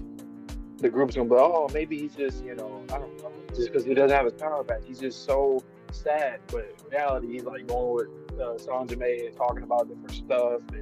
And he could be the president of that occult club. Oh man, I think I definitely could see this happening, man. Not gonna lie, because he literally referred to him talking to him. How you know my name? I mean, obviously he knows because he sounds your name, but like he specifically has only really been talking to him. Like he just ordered, Rokudo, the police officer, everybody to, attack different, or Rokudo specifically to He attack. specified Okurun by name. Yeah, a few times. So there might be something there. And imagine, I know we've talked about it at length in multiple streams, but like Okurun's background, like who his familial history is. Sanjime, he knows a lot of things, I'm sure, but if he doesn't know, I'm sure he knows the right people in order to find out. So like if Okurun's parents were either aliens or if they were politicians, like I've theorized in the past, or like emissaries or whatever, then he might know of them in the universe because he's obviously well traveled. He went through the Kofun burial mound. Let's not get Darth Vader type of thing. I'm sorry, man. I am your grandfather. Went from the apprentice to Turbo Granny to the apprentice of Sanjime. Someone she hates. Let's see how this develops. That would be dope. Other than like this one little spoiler that I have, that is really just an extension to what we just read. I got nothing else. And then I know it's another student or a girl. That's it. That's all I know. Now, for the shit that you know of from recent chapters, I don't know nothing, but it sounds weird and crazy, so whatever. It does not let up, and with this whole conversation that we've had for this post chapter 165 discussion, I'm getting vibes of how the story changed, much like part 2 of Chainsaw Man. So no, that's not a cross promotion, even though we will be doing Chainsaw Man here on the channel here pretty soon. But it might be a different type of story, at least initially, until we get back on track, rolling or whatever. But this is a soft reset of sorts. Yep. I like it.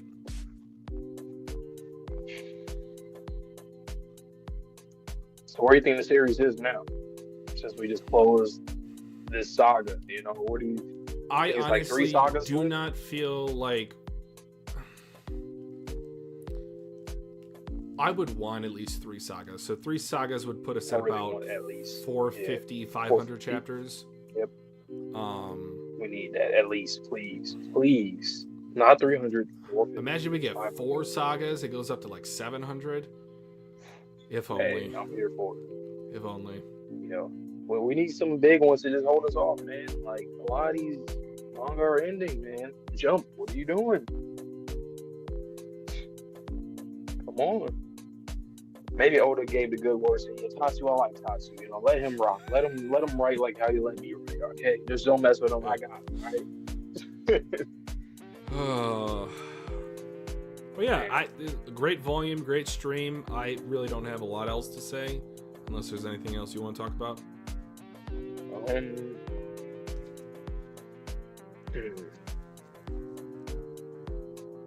No, I think that's about it. I'm just waiting for Dodoria stuff every weekend. That's like right now. They probably don't know either. Caught up readers probably don't know either. Oh well. But thank you so much, guys, for tuning in today. We had quite a few viewers in here. I want to say like 8 or 9, which might be like tied for the most for last volume. So thank you for tuning in. We will be back likely Tuesday evening around 8 p.m. Eastern for Volume 20's content, or what should be Volumes 20 content since that's not out yet. Look forward to the thumbnail because I got an idea in mind and I'm going to release it. I think this might be a staple type of thumbnail thing going on. Vontae has no idea what I'm talking about because I'm keeping it a surprise even from him. But once I make the thumbnail, it should be similar to how I did it with the Undead Unluck thumbnails. It will be very, I don't want to say copy pasted, but it will have a shared format for all of the reactions moving forward. That's it from me. Brain's kind of also, if you guys made it here, stay tuned for April. We're gonna do a collab stream with another Dandadan YouTuber, Commodore Last. I know you mentioned him earlier, so we will be doing that. on a Sunday coming up in April. We're thinking maybe the 13th or so if we're caught up by then, but we'll go over it once again with him. It'll be Establish pretty some time. Yeah. Probably same time, same day time, just whichever Sunday. But so stay tuned for that. So much content on the channel. Haikyuu. We got Vigilantes, Fire Force coming up literally next week. It's crazy. Oh my god. That just Already. literally right now it dawned on me it's next week because this month's about to end tomorrow, right? I gotta watch 2 seasons in a week. So yeah, so stay tuned for that. Lots and lots of stuff. Spring, summer, fall, winter. But like I always say at the end of every stream or video, please stay safe, stay healthy, stay clean. See you guys on the next stream or video. And Peace.